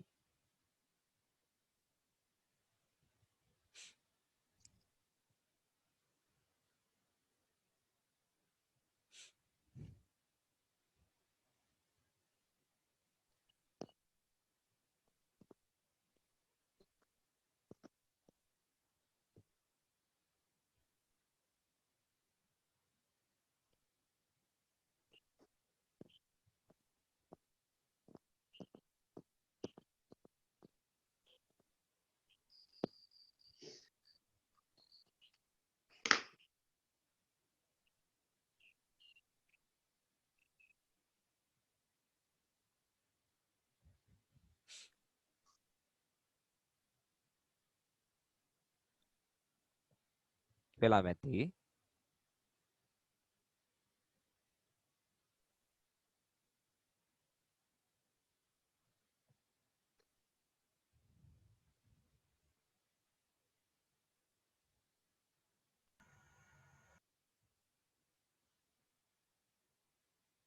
සර් ඒවට ඇන්ටිබයොටික් කියන්නේ. ඇන්ටිබයොටික්ස් කියන්නේ ඒවා තමයි ඉංග්‍රීසියෙන්.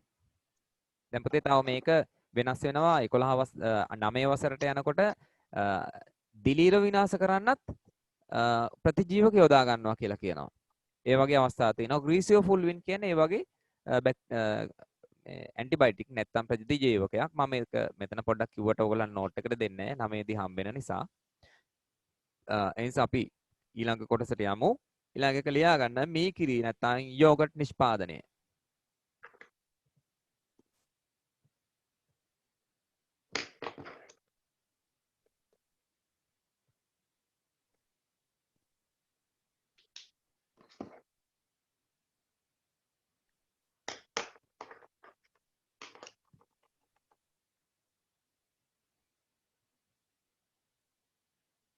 මේක ගෙදරදී කරන්න පුළුවන්. ගෙදරදී හදන්න පුළුවන්. ඒක අපි එන්න ඕනි තියෙන 9 පන්තියට. අපි ගන්නවා පිරිසිදු කිරි. පිරිසිදු කිරි අරගෙන අපි රත් කරනවා. රත් කරලා මේක සෙල්සියස් අංශක 40ට මයික් ඔෆ් කරගන්න. 45ට වගේ උෂ්ණත්වයකට ගියාට පස්සේ මේකට අර මං කියපු කලින් මොනවද මුහුන් එකතු කරනවා. ඒ කියන්නේ කලින් සාදාගත්ත යෝගට් එකක් ඒකට එකතු කරනවා. එයා එකතු කරනවා. ඊට පස්සේ එයාව සුදුසු උෂ්ණත්වයක්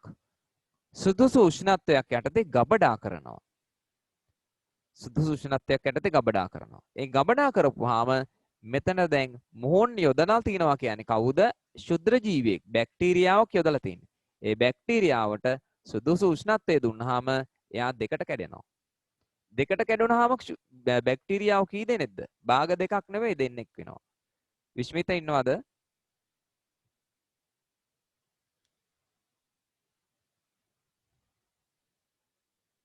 විශ්මිත දේශාන ඉන්නවද?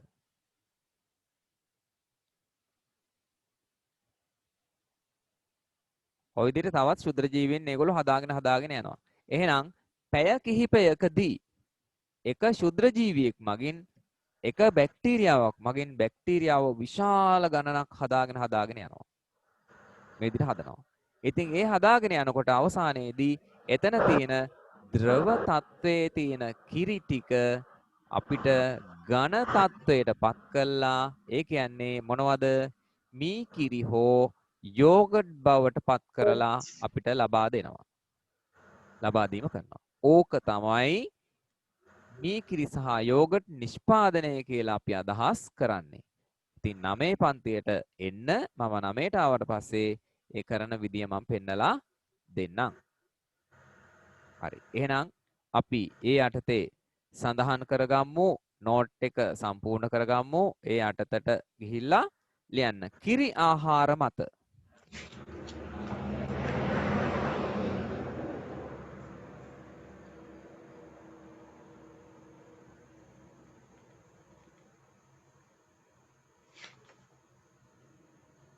වර්ධනය වන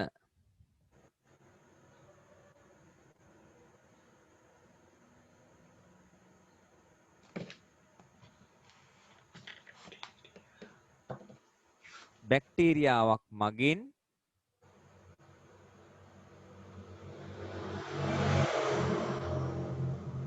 මේ කිරි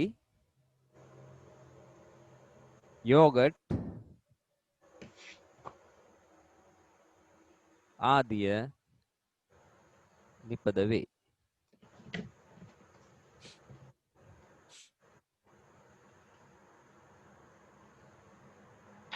අයිස්ක්‍රීම් හදන්න කොහොමද? අයිස්ක්‍රීම් හදන ක්‍රියාවලිය ක්ෂුද්‍ර ජීවීන්ට අදාළ වෙන්නේ නැහැ. අයිස්ක්‍රීම් හදන්න ඔයාට දැනගන්න ඕනි නම් ගිහින් බලන්න amma.lk බන්ඩිෆුල් YouTube එකේ තියෙනවා ගිහින් බලන්න. ඒක මෙතන කියලා දෙන්න බෑ.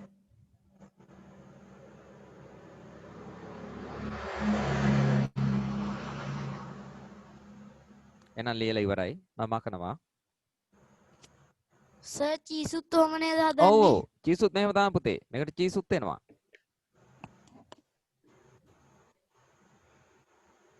අපි ගමු ඊගාව එක බේකරි කර්මාන්තය.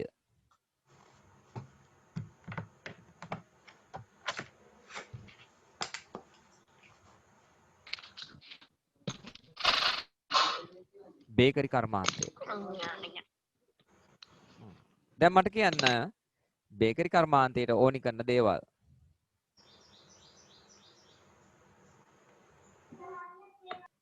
කියන්න.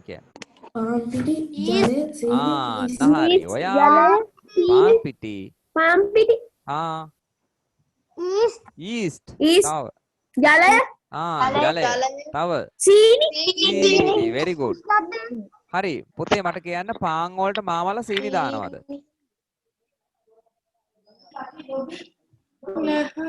කියන්න. දානවා. පැණි රස වෙන්න තරමට අපි හිතමු. ඔව්. පාන් පිටි අපි හිතමු කිලෝ 50ක් ගත්තා කියලා. පාන් පිටි කිලෝ 50 පැණි රස වෙන්න අඩු ගානේ කිලෝ 25ක්වත් එකතු කරන්න ඕනි. එහෙම එකතු කරනවද සීනි? නෑ. එහෙම එකතු කරන්නේ නෑ. ඊස්ට් ක්‍රියාත්මක වෙන්න සීනි අවශ්‍යයි කියලා ඒගොල්ලෝ දන්නවා. ඉතින් ඒ නිසා ඊස්ට් ක්‍රියාත්මක වෙන්න අවශ්‍ය තරමට සීනි දානවා. නමුත් පාන් වලට සීනි දැම්මා කියලා පාන් පැණි රස වෙන්නේ නැහැ. ඒ සීනි මත ඊස්ට් ක්‍රියාත්මක වීමයි සිදු වෙන්නේ. එතකොට සිද්ධ වෙන ක්‍රියාවලිය නම මොකද්ද? පැසීම. දැන් පාන් ගෙඩිය හදාගෙන ඉවරලා පාන් ගෙඩිය ගෙදෙට්ට ගෙනහැල්ලා ඔක දෙකට කපපුවාම අපිට පේනවා හොඳට. මෙන්න පාන් පෙත්තේ හැටි. ඇතුලේ තියෙනව නේද පුතේ සිදුරු? ඔව් සර්. ඔව් ඔහොම පේනවනේ. ඒ කවුද? අර ඒ වායුව පිට වෙච්ච තැන. ඔව් කාබන් ඩයොක්සයිඩ් වායුව. හිටපු තැන් තමයි ලොකු වෙලා අපිට පේන්නේ. ඉතින් ඒ නිසා අපි මේකෙදි පාන් පිටි පිපුණේ නැත්තම් මේ විදිහට පාන් පෙත්තක් හදාගන්න බෑ. මේ බෝල සිදුරු තිබ්බ තැන් නැහැ. පාන් කියන්නේ ඊස් නැතුව හැදුවොත් නිකම් මැටි ගොඩක් වගේ. මැටි කන්න බෑනේ. ඒ නිසා පාන් කන්නත් බෑ. ඒවල පාන් ගෙඩිය දෙකට කපලා පෙත්තක් තමයි ඔයගොල්ලෝ කන්නේ.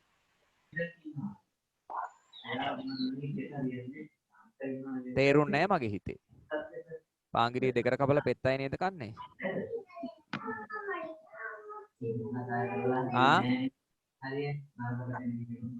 ඒත් තේරුන්නේ ඔව්.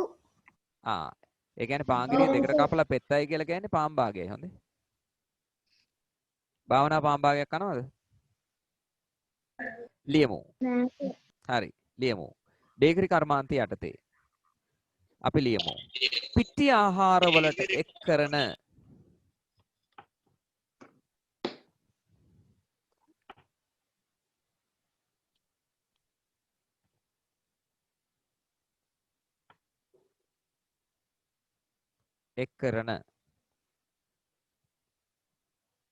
සීනි මත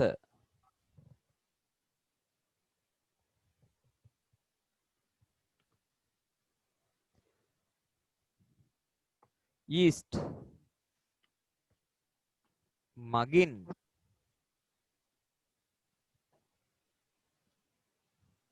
පැසීම සිදුවීමෙන්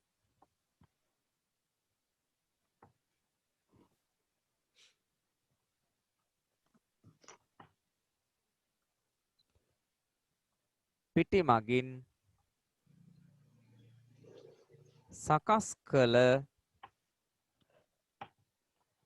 ආහාර නිපදවයි.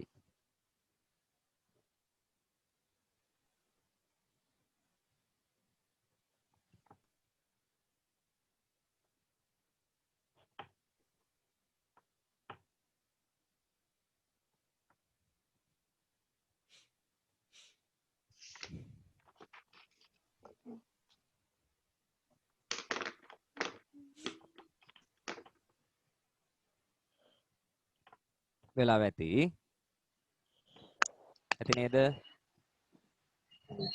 ඇති සර්. ඔව්. හොඳයි. අපි බලමු ඊගාවට කතා කරන්න මාතෘකාව මෙන්න මේ ගැන.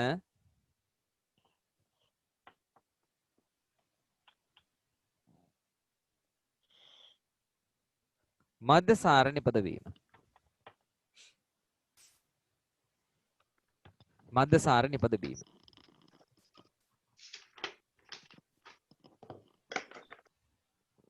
සුරාමේරේ මජ්ජපමා.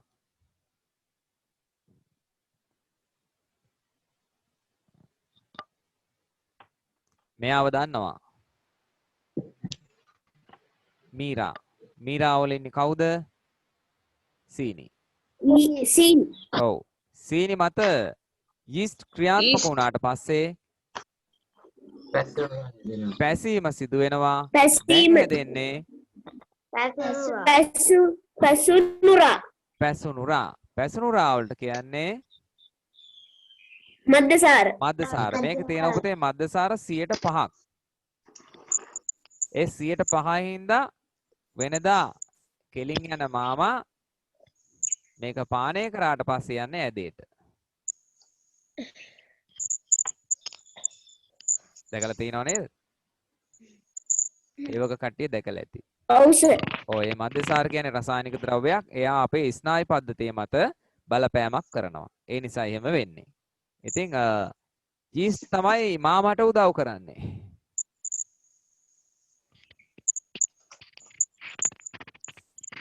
එතකොට මීස් කියන්නේ මාමගේ මිතුරා නැන්දාගේ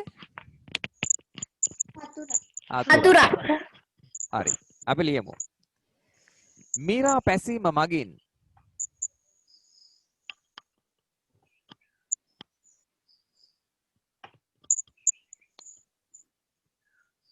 මීරා පැසීම මගින් මද්දසාර නිපදවයි.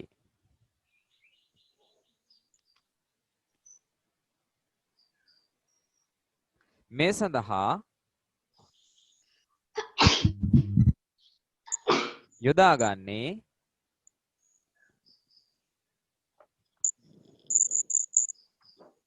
යීස්ට් දිලීරයයි.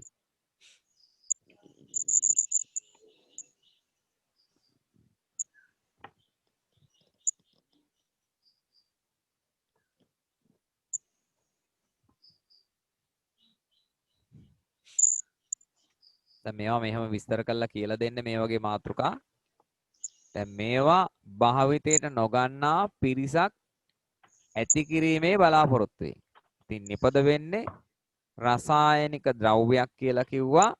ඒක අපේ ස්නායු පද්ධතිය මත ක්‍රියාත්මක වෙනවා කියලා කිව්වා. ඉතින් අපිට නොමිලේ හම්බෙලා තියෙන අපිට වැදගත් අපේ ස්නායු පද්ධතිය විනාශ කරගන්න ඕනේ නැහැ.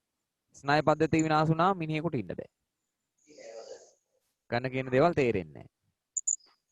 දැන් ඒවේ ආදීනව තමයි කියලා දෙන්නේ. බුද්ධ ආගමයි විද්‍යාවයි සම්බන්ධයි. හොඳේ. ඊගාව එක අපි කතා කරමු කොම්පෝස්ට් නිෂ්පාදනය.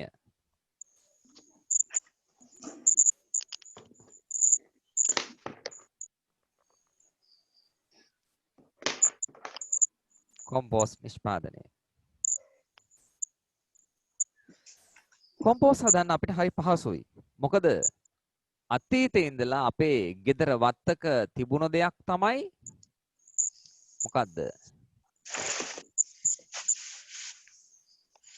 කුණු වල.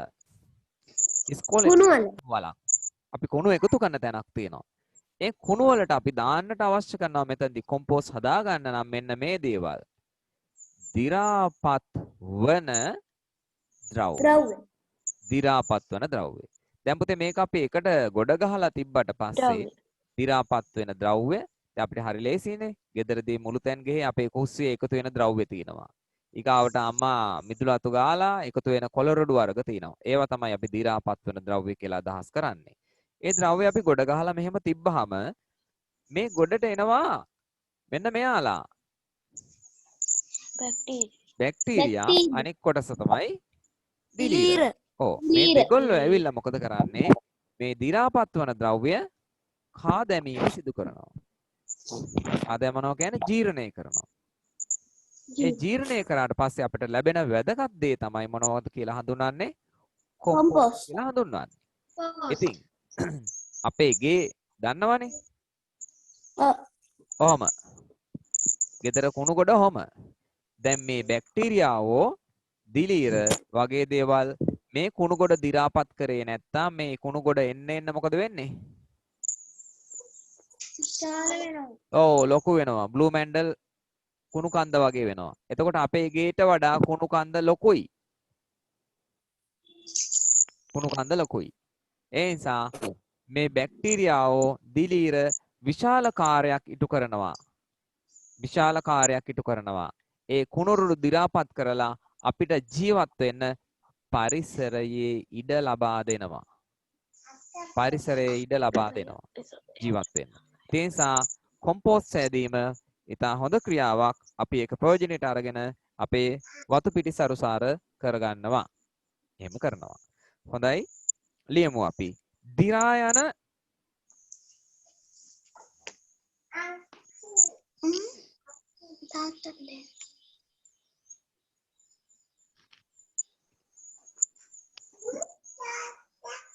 ශාක සත්ව ද්‍රව්‍ය මත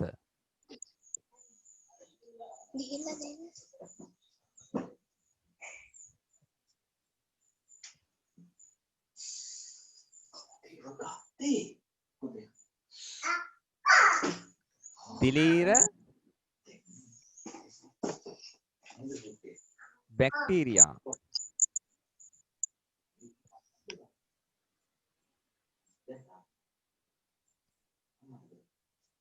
ක්‍රියාත්මක වීමෙන්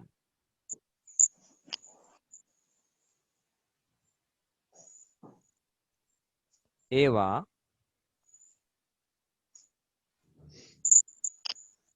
දි รา පත් කර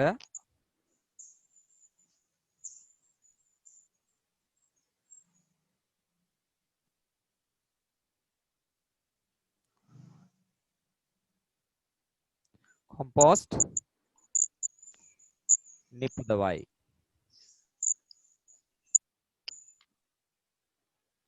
ප්‍රියජනක පරිසර මවයි.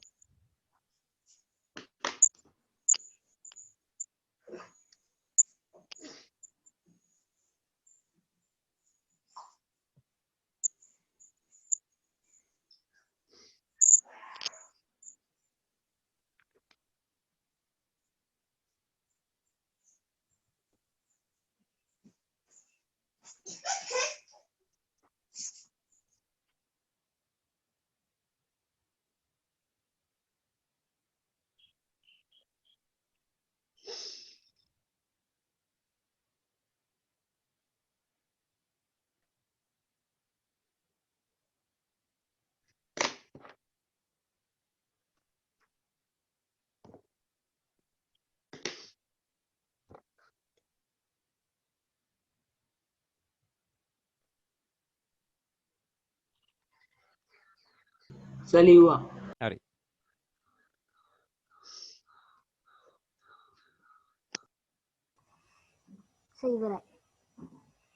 ඉවරයිනේ.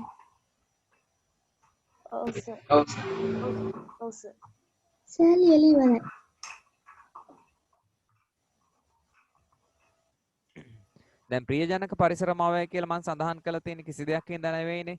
අර කුණු කන්ද ගෙදර තියෙන කුණු ටික අයින් වුණාට පස්සේ අපිට ජීවත් වෙන්න පරිසරයෙන් ඉඩ ලැබෙනවා. ඊගාව අපි 7 වෙනි කාරණාව ලියනවා. අංක 7 ආහාර ලෙස යොදා ගැනීම.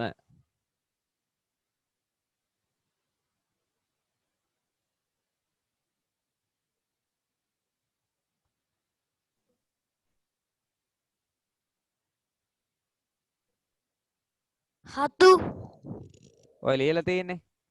බලන්න නැතුවනේ කිව්වේ. ආහාර ලෙස යොදා ගැනීම කියන්නේ මොනවද පුතේ? බිම්මල්. බිම්මල්.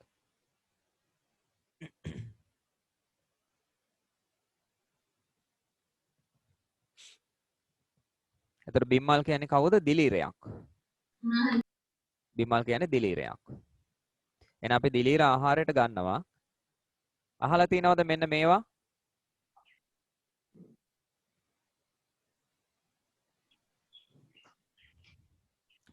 අහලා තියෙනවද? ඔව්. නයි හතු කන්න පුළුවන්ද? ඔව් සර්. නයි හතු කන්න පුළුවන්? බෑ. නයි හතු කෑවොත් මැරෙනවා. කන්න පුළුවන් එකපාරයි කන්න පුළුවන් ආයි කන්න වෙන්නේ නැහැ.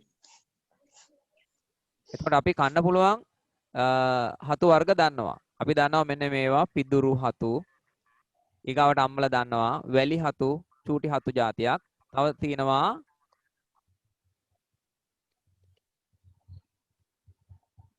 ඉන්දලොලු කියලා කියනවා ලොකු හතු වර්ගයක් හැදෙනවා එතකොට.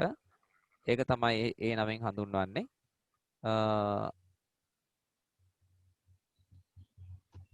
එහෙනම් ඒක ලියාගත්තානේ දැන් ඇතිනේ. ලියාගත්තා නේද? ලිව්වා නේද? ඊගාව 8 වෙනි එක ප්‍රතිශක්තිකරණ එන්නත් නිපදවීම.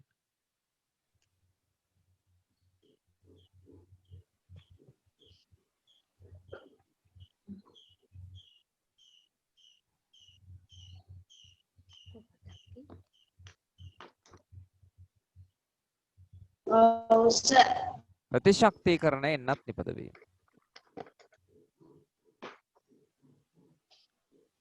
මාතෘකාව ලියන්න.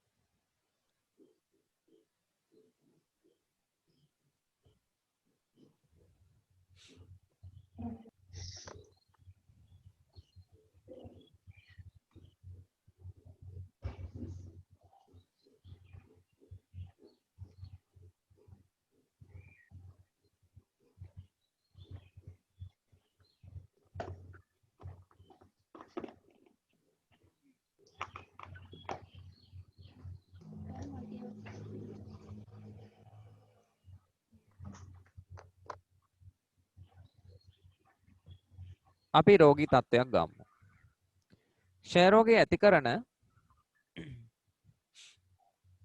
රෝගකාරකයා බැක්ටීරියාවක්.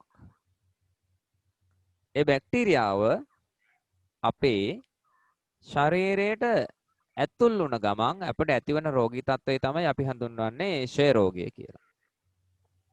ක්ෂය රෝගය. එතකොට දැන් මේ රෝගයට අපි වළක්වා ගන්න ඕනේ අපිට මේ රෝගය ඇතිවීම. මොකද ක්ෂය රෝගය හැදුනොත් බොහෝ විට කුඩා කලදී හැදුනොත් මිය යනවා. දැන් නම් ඖෂධ තියෙනවා. දැන් මේ එන්නතක් නිපදවන හැටි කතා කරන්නට ඕනේ චුට්ටක්. කොහොමද මේක වෙන්නේ කියන එක. එතකොට අපි එන්නත් දුන්නාම වෙන්නේ අපිට ලෙඩේ හැදෙන එක. අහගෙන හිටියනම් ප්‍රශ්නයක් ඇති. එන්නතක් දුන්නාම වෙන්නේ අපිට ලෙඩේ හැදෙන එක. දැන් අපිට ඉන්ජෙක්ෂන් එකක් ගැව්වාම ස්පිරිතාලෙට ගිහිල්ලා අපිට ඉස්සෙල්ලාම ඇති වෙන්නේ මොනවද? උණ. මොකද්ද උණ කියන්නේ? නෑ. රෝග ලක්ෂණයක්. උණ කියන්නේ පුතේ රෝග ලක්ෂණයක්.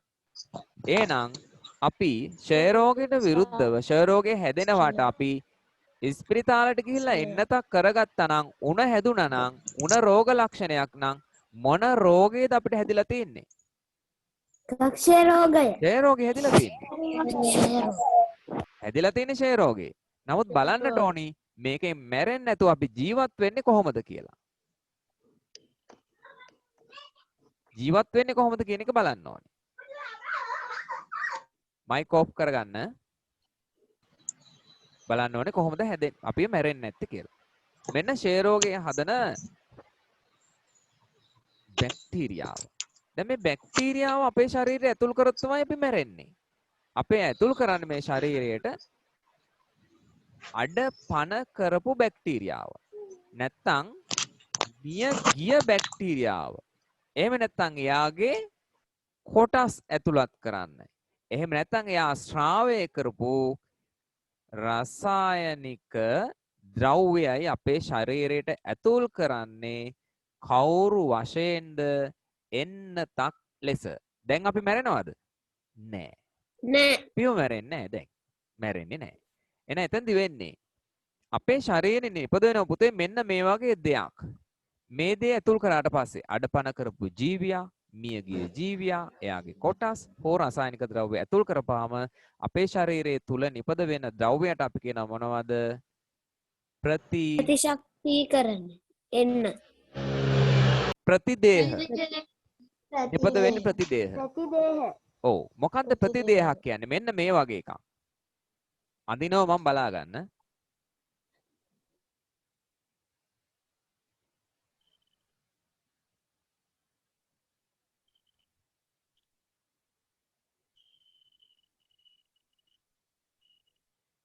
මේ හැඩ දෙකෙන් මෙන්න මේ කුහරය ඇතුළට මේ ජීවියාව මේ ඉන්න බැක්ටීරියාව පහසුවෙන් අල්ලගන්න පුළුවන් වෙන්නේ එක කියන හැඩයටද දෙක කියන හැඩයටද?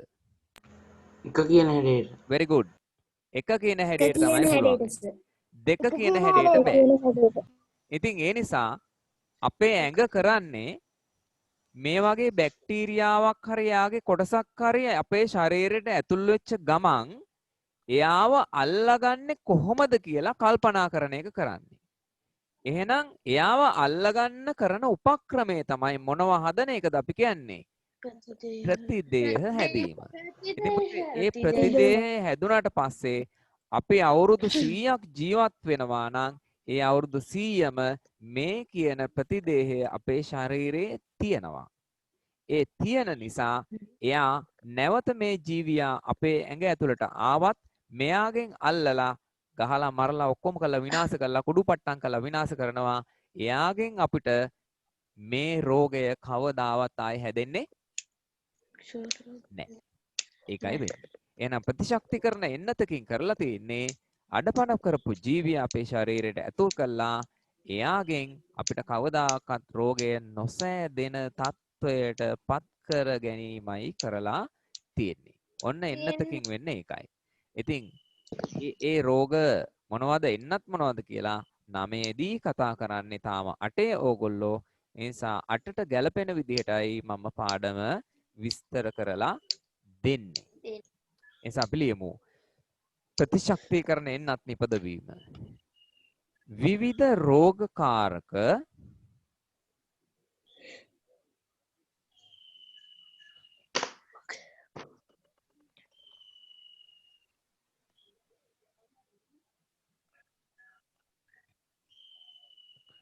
ක්ෂුද්‍ර ජීවීන් හෝ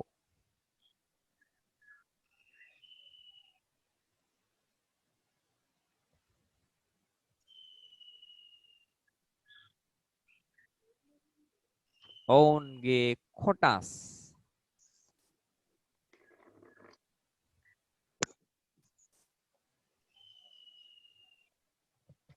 ඇසුරෙන්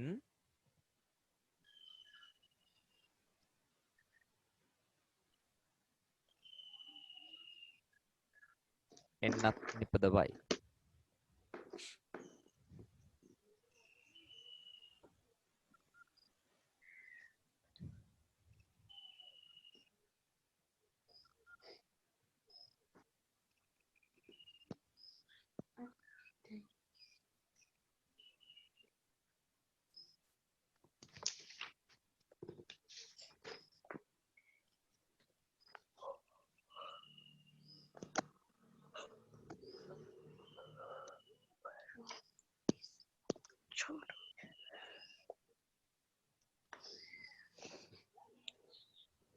වෙලා ඇති.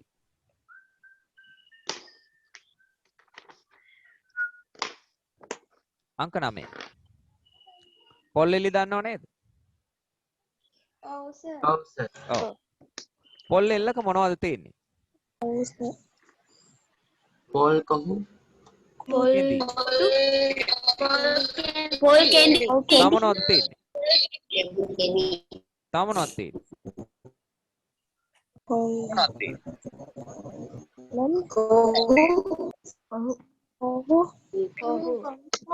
කොහොබත්. ඒ කියන්නේ පුතේ කෙඳි ගොඩක් තියෙනවා. මේ කෙඳි ඔක්කොම එකිනෙක බැඳලා තියෙන මේ අතර තියෙන ද්‍රව්‍යයක් තියෙනවා. ඒ අතර තියෙන ද්‍රව්‍යයක්.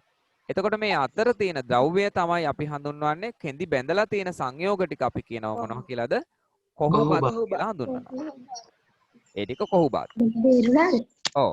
එතකොට කොහොබතුයි පොල් කෙඳි හරි යාළුයි.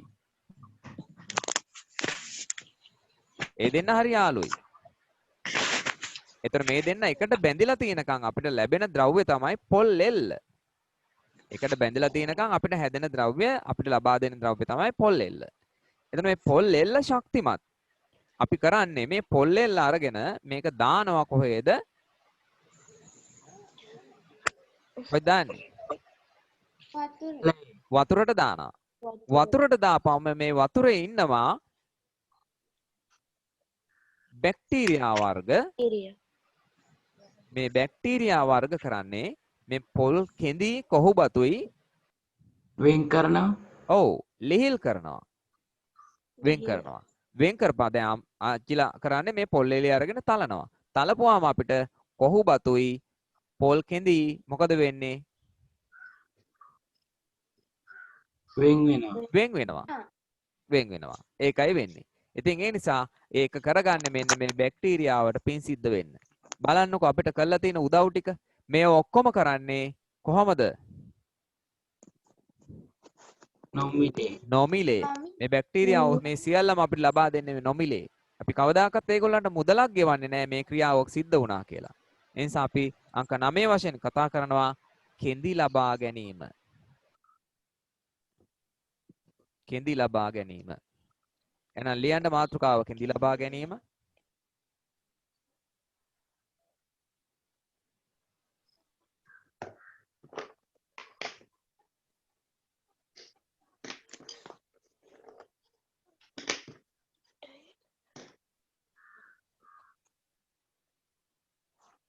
සර් මුලින්ම ලියලා තියෙන්නේ මොකද්ද? මේකද? නෑ සර් කෙසෙල් මේකද? වලට කලින් තියෙන එක. මේකද? කෙසෙල් වලට කලින් තියෙන වචනේ සර්. හන හරි සර්. thank you. ලියමු. හන කෙසෙල් පොල් ආදී ශාක කොටස්.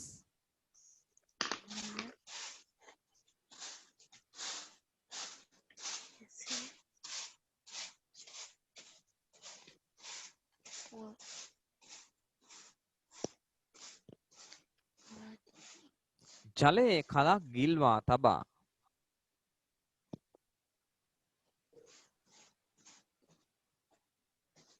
එහි වෙසෙන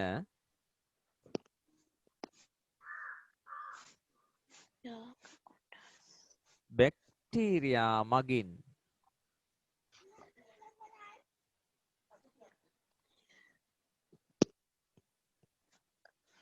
කෙඳි අතර ඇති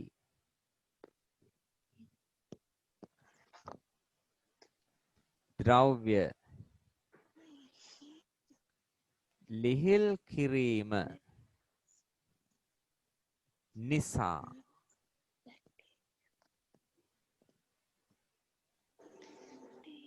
කෙඳි ලබා ගත හැක.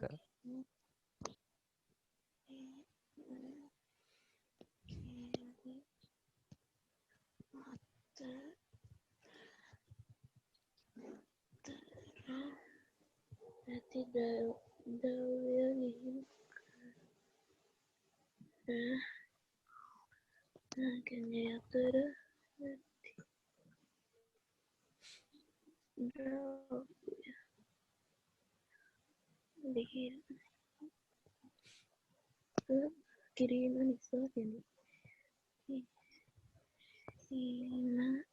නිසා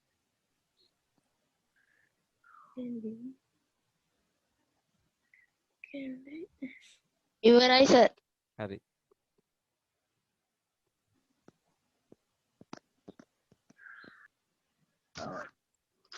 ඉවරයි සර්. හරි.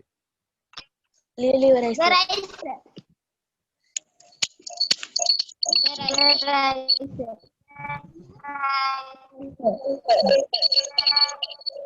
ඉවරයි සර්.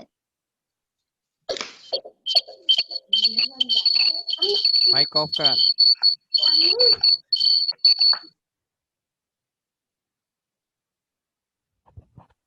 අපි ජීව වායුවට කියනවා මීතේන් කියලා. මයික් ඔෆ් කරන්න. ඔයගොල්ලන් ගෙදර මීතේන් හදනවා.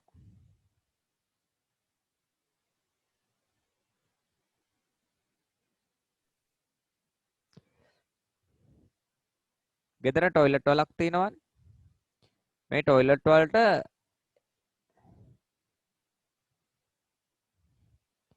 එකතු වෙන ද්‍රව්‍ය තියෙනවා.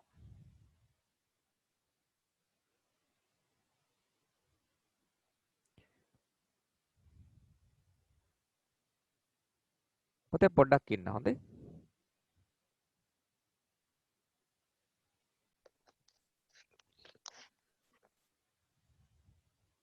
අපි කතා කරමින් ඉන්නේ টয়ලට් වලක් ගැන.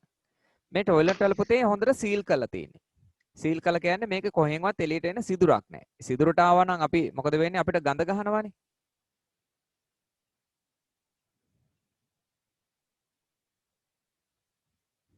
මේක ගඳ ගහනවා. එතස ගඳ නැහැ කියලා කියන්නේ මේක එළියට මේ ද්‍රව්‍ය එන්න විදිහක් නැහැ. මේකේ ගන්ධයක් එන්නේ නැහැ. මොකද ඒ ජනිදුට වෙලා තියෙන්නේ.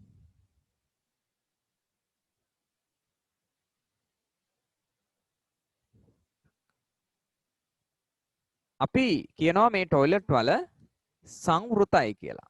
ඒ සංවෘත නිසා මෙතන වාතය ඒ කියන්නේ ඔක්සිජන් නැහැ. ඔක්සිජන් නැහැ.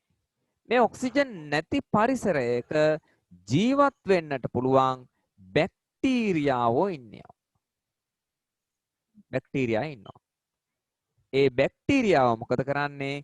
මෙතන තියෙන මල ද්‍රව්‍ය ටික දි รา පත් කරවලා ඒගොල්ලෝ හදනවා වායුවක්. ඒකට කියනවා අපි කවුද? ජීව වායුව කියලා. ජීව වායුව. එහෙනම් ඔයගොල්ලන්ගේ ගෙදරත් ජීව වායුව නැත්තම් මීතේන් හැදෙනවා. අපි ප්‍රයෝජනෙට ගන්නෙ නැහැ. එහෙම හදා ගන්න තැන් තියෙනවා. ඒවට අපි කියනවා ජීව වායු ජනක කියලා හඳුන්වනවා. ජීව වායු ජනකයක්. ඒ නිසා ජීව වායු ජනකයක් හදාගන්න ලොකු ගාණක් ලොකු පිරිවැයක් අපිට දරන්නට සිද්ධ වෙනවා. ওই විදිහට. එහෙනම් මේ බලන්න බැක්ටීරියාව මකින් තමයි මේ දේ කරේ. එහෙනම් අපිට අර ඒ තියෙන අසූචි වලට එහෙම නැත්නම් ඒ තියෙන ගඳ ගහන කොටසට අපි බැහැලා අපිට ගිහිල්ලා අපිට ඒ වැඩේ කරන්නට බැහැ. නමුත් ඒගොල්ලෝ ඔක්සිජන් නැති පරිසරයක ජීවත් වෙමින් අපිට ජීව වායුව තනලා දෙනවා. ඒ ප්‍රයෝජන ගන්න පුළුවන් වෙන විදිහට. නිසා මාතෘකාව ලියලා ඇති ජීව වායුව නිපදවීම කියලා මාතෘකාව ලියලා ඇති. ලියාගන්න. ලියාගන්න. වාතයේ සිටින වාතයේ සිටින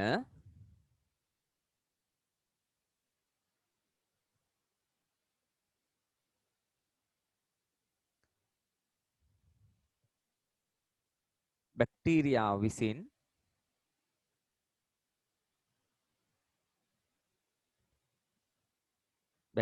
විසින්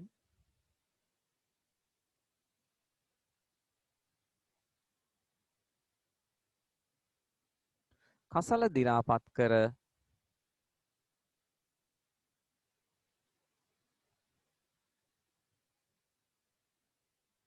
ජීව වායුව නිපදවයි. මේ සඳහා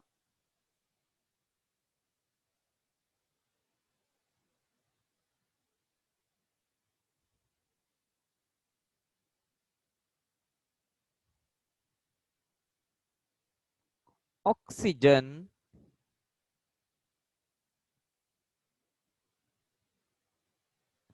නොමැති පරිසරයක් අවශ්‍යය.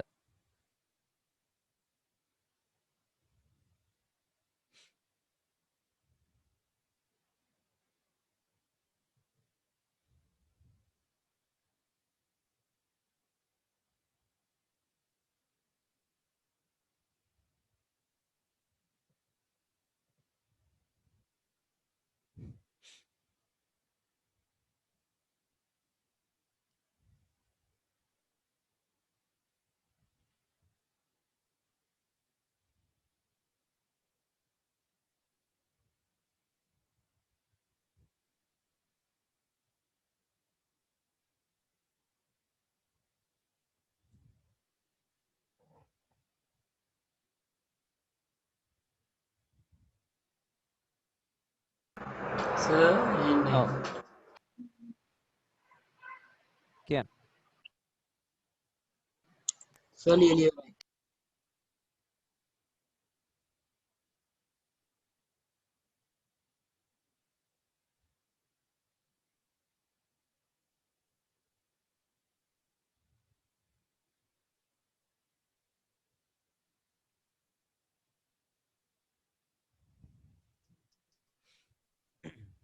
හොඳයි.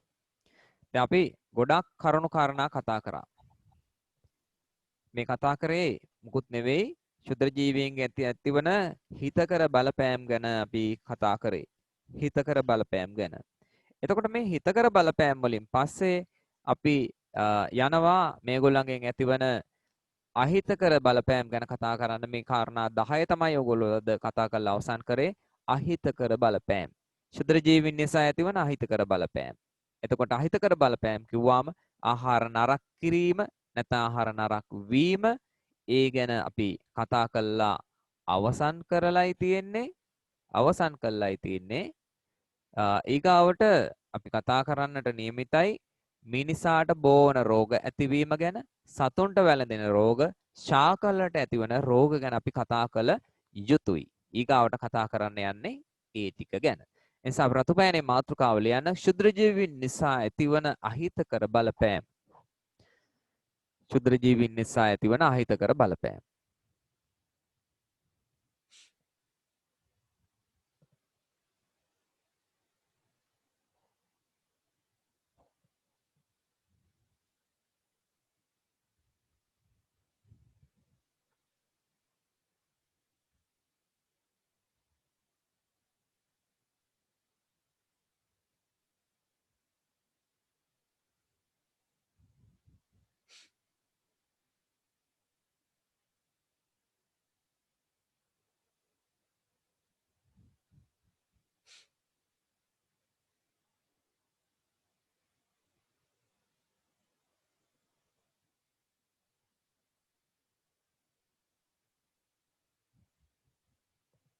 හරි.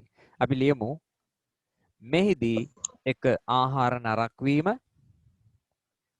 2 මිනිසාට බෝවන රෝග ඇතිවීම, අංක 3 සතුනට වැළඳෙන රෝග, ශාකවලට ඇතිවන රෝග,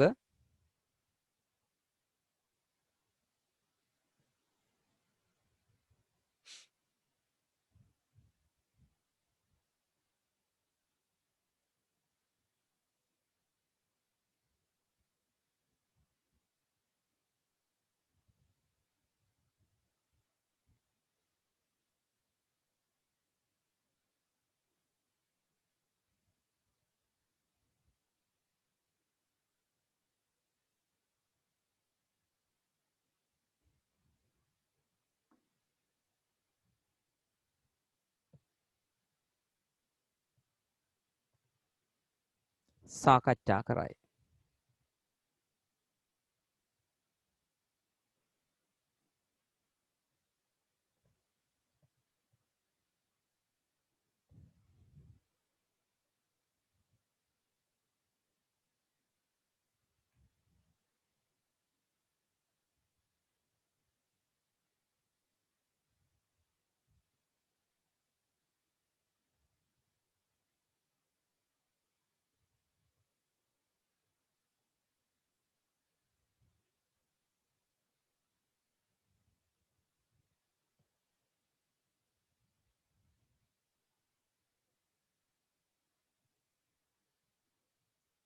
ඉවරයි සර්. හරි වෙලාව ඇති.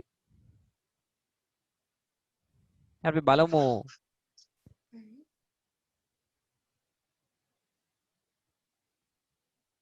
අංක 1 පුතේ අනුමාත්‍රකාව මිනිසාට වැළඳෙන රෝග. අපි ආහාර නරක වීම කතා කරලා අවසන්.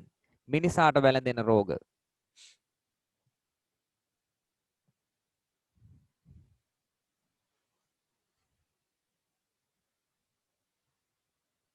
මිනිසාට වැළඳෙන රෝග.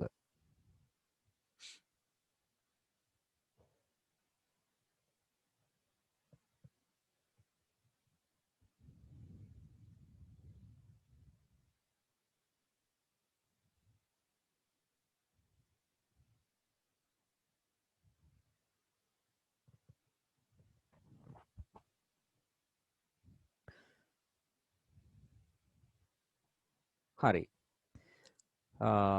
දැන් එහෙනම් අපි මේ ගැන කතා කරමු ලබන සතියේ ගොඩක් වෙලාව ගියා. මේ කොටසෙන් පස්සේ ලෑස්ති වෙන්න ටෙස්ට් එකට ලෑස්ති වෙන්න.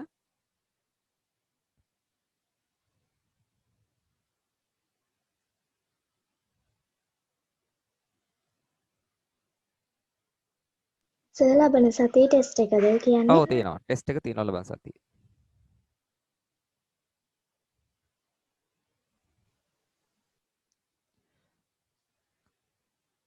හරි. එහෙනම් මම මේ පාඩම මෙතනින් නවත්තනවා. එහෙනම් හැමෝටම බුදු සරණයි. බුදු සරණයි සර්.